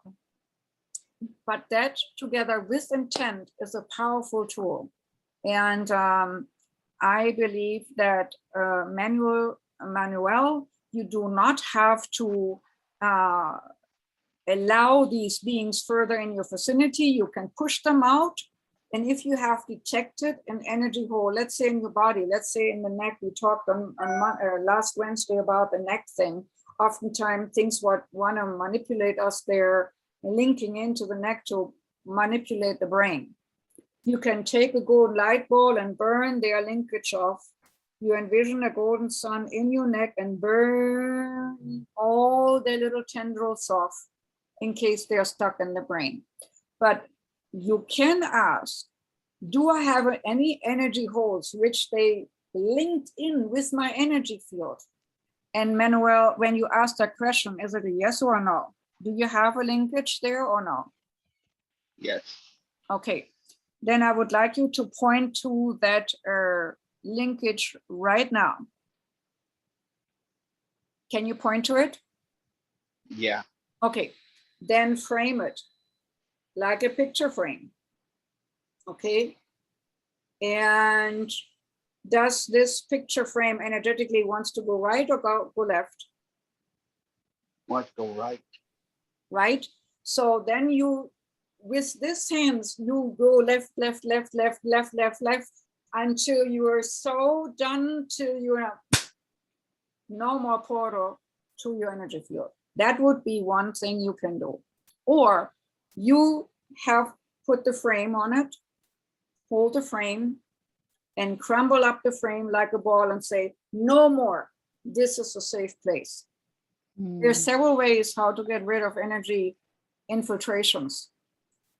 So this was the magic frame reversal. We go back to 0 before that came in. If it wants to spin this way, we spin the other way. Bam.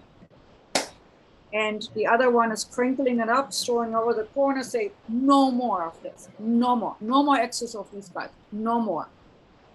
And you will realize that you cannot get the leakage back. What's behind you is behind you, literally spoken. It's not coming back.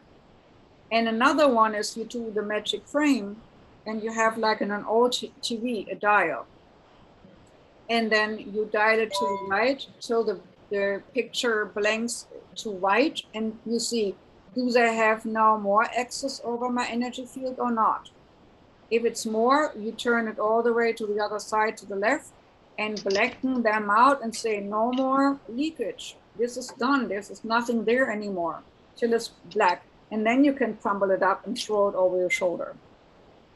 Okay, that is another third version of closing something. Which one do you like the best, Manuel? Just taking it, crumbling it. And because okay, sounds good. By the way, you guys, you can do that also with this other diseasement. If you have a pain, if you have heartache, emotional pain, let's say something sits in your energy field and you can draw it out, like pulling it out like a string. And as Dr. David Schneider always says, check it out, that shit hides. And then once you have it on the table, neatly piled up in front of you, and you have double checked that there is no residue left, then you put it all like in a snowball and up Purdue behind you, say no more. And it will be gone. And so fast you can get rid of a headache or emotional heartache or anything like that. It doesn't have to be complicated. It has to do with neuroplasticity in the brain. Okay. Wow. So if it was something that was emotional, would you just kind of tap in and understand where it's sitting? Yes, exactly. When you can point to it, you can get rid of it. And then pull it out, crumble it and toss it. Yeah. Can I tell you about something? Are you finished? I'm finished. You can tell me something. So I think the golden light meditation is fantastic. And for me, it's building like every day. I have to tell you something about the recording. It's not working for me, but like I already have felt like way more visual, and this funny thing started happening, you know, whenever I would ground or, oh, anyway, it doesn't matter. It, I started to, you know, imagine the golden light taking away anything like dark or sticky or stuck or whatever. And then this thing started happening where like my feet become like faucets, and everything just starts like water, starts like draining out. And then today it was like I squeezed my, you know, meat sack and like just like wrung it all out, and then it went again with like light. Perfect. And I was like, whoa, this is so wild. Nothing like that's ever happened to me before. But Well, it's that's funny, great. right? How we can all like do it differently. Yes, absolutely. And that's imagination at work. That's neuroplasticity too. That's if you envision it, it happens. Bam. Yeah. Whether you squeeze it, suck it, or it naturally flows, or when you use association like, you know, darkness melts away and evaporates like water on a hot asphalt.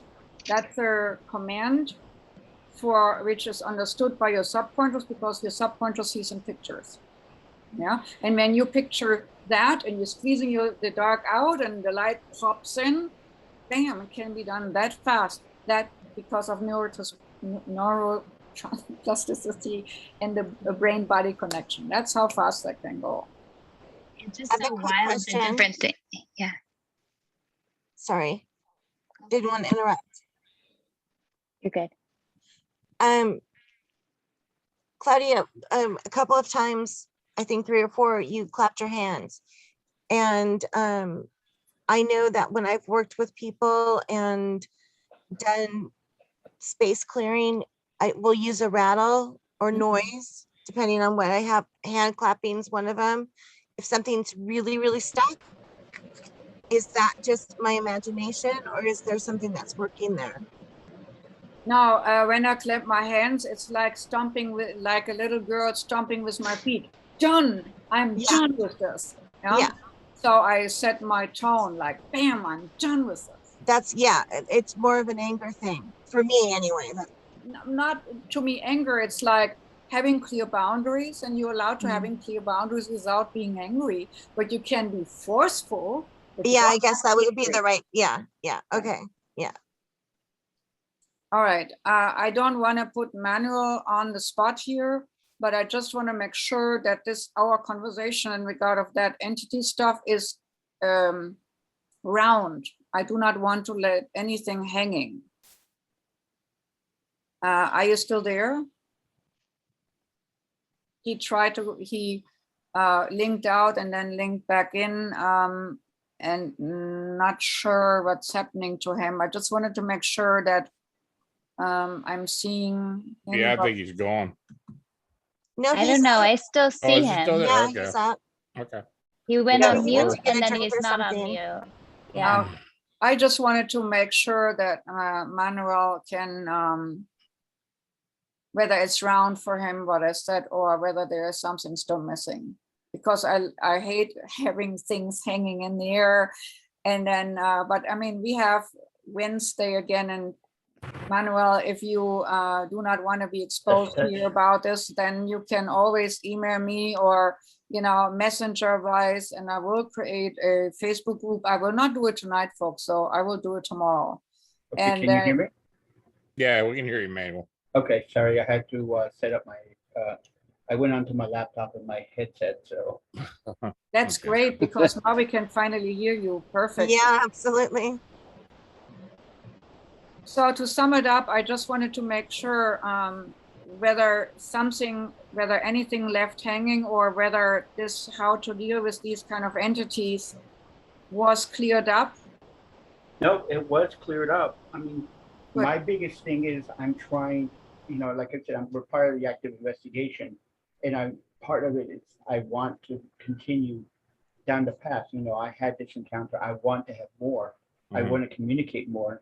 And I know they want to, but I just don't need I don't need the peanut gallery sitting there, you know, putting in their 2 cents while I'm trying to concentrate because it becomes overwhelming, and it becomes overwhelming very quickly. It's like trying to talk in whispers to somebody in the middle of Grand Central Station. Mm. Right. Has this entity tried to contact you other than the cemetery, Manny?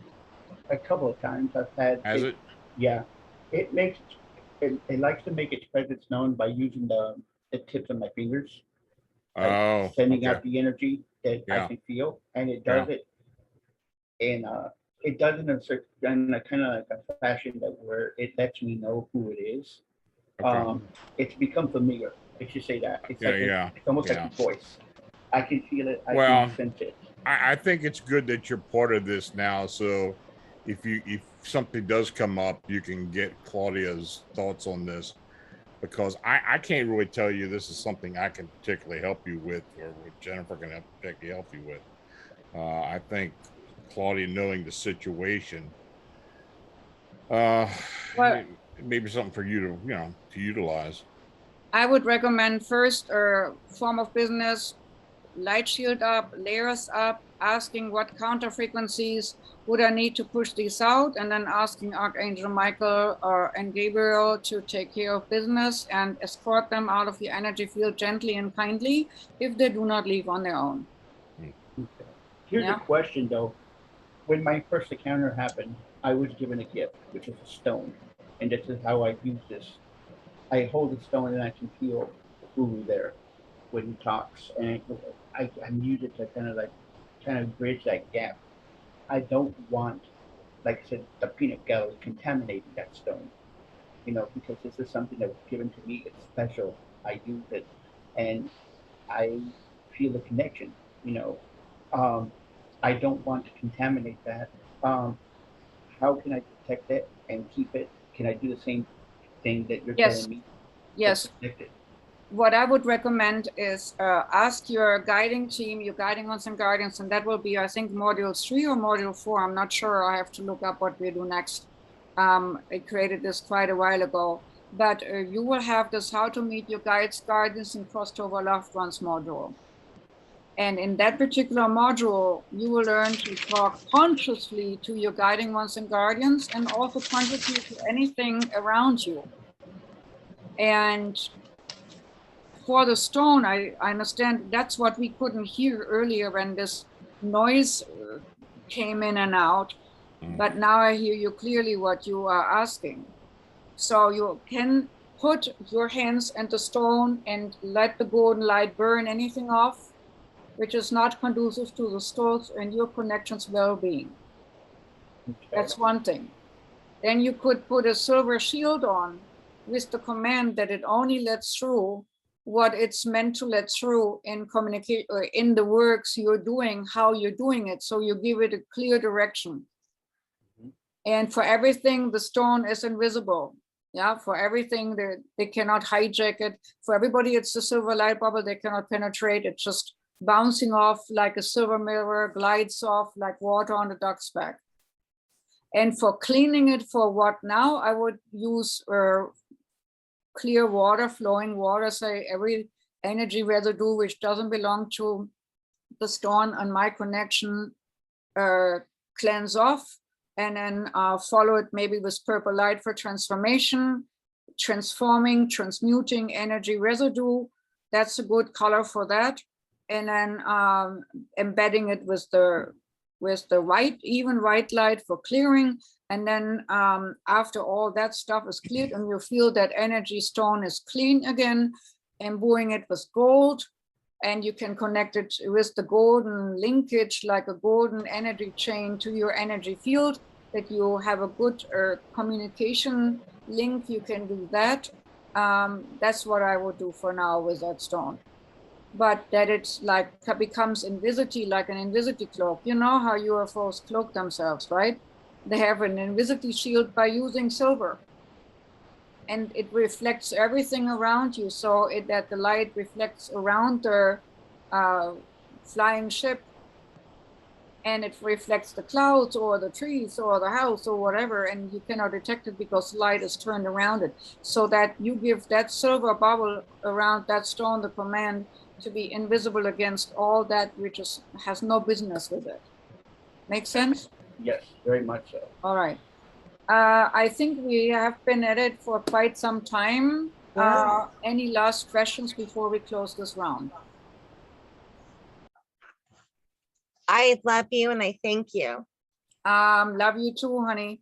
And I would say we meet up on Wednesday again, 4:30. This was a little bit later. I used the number 444 because, you know, it's inspirational creativity on all levels. For you, it was 7:44, you folks.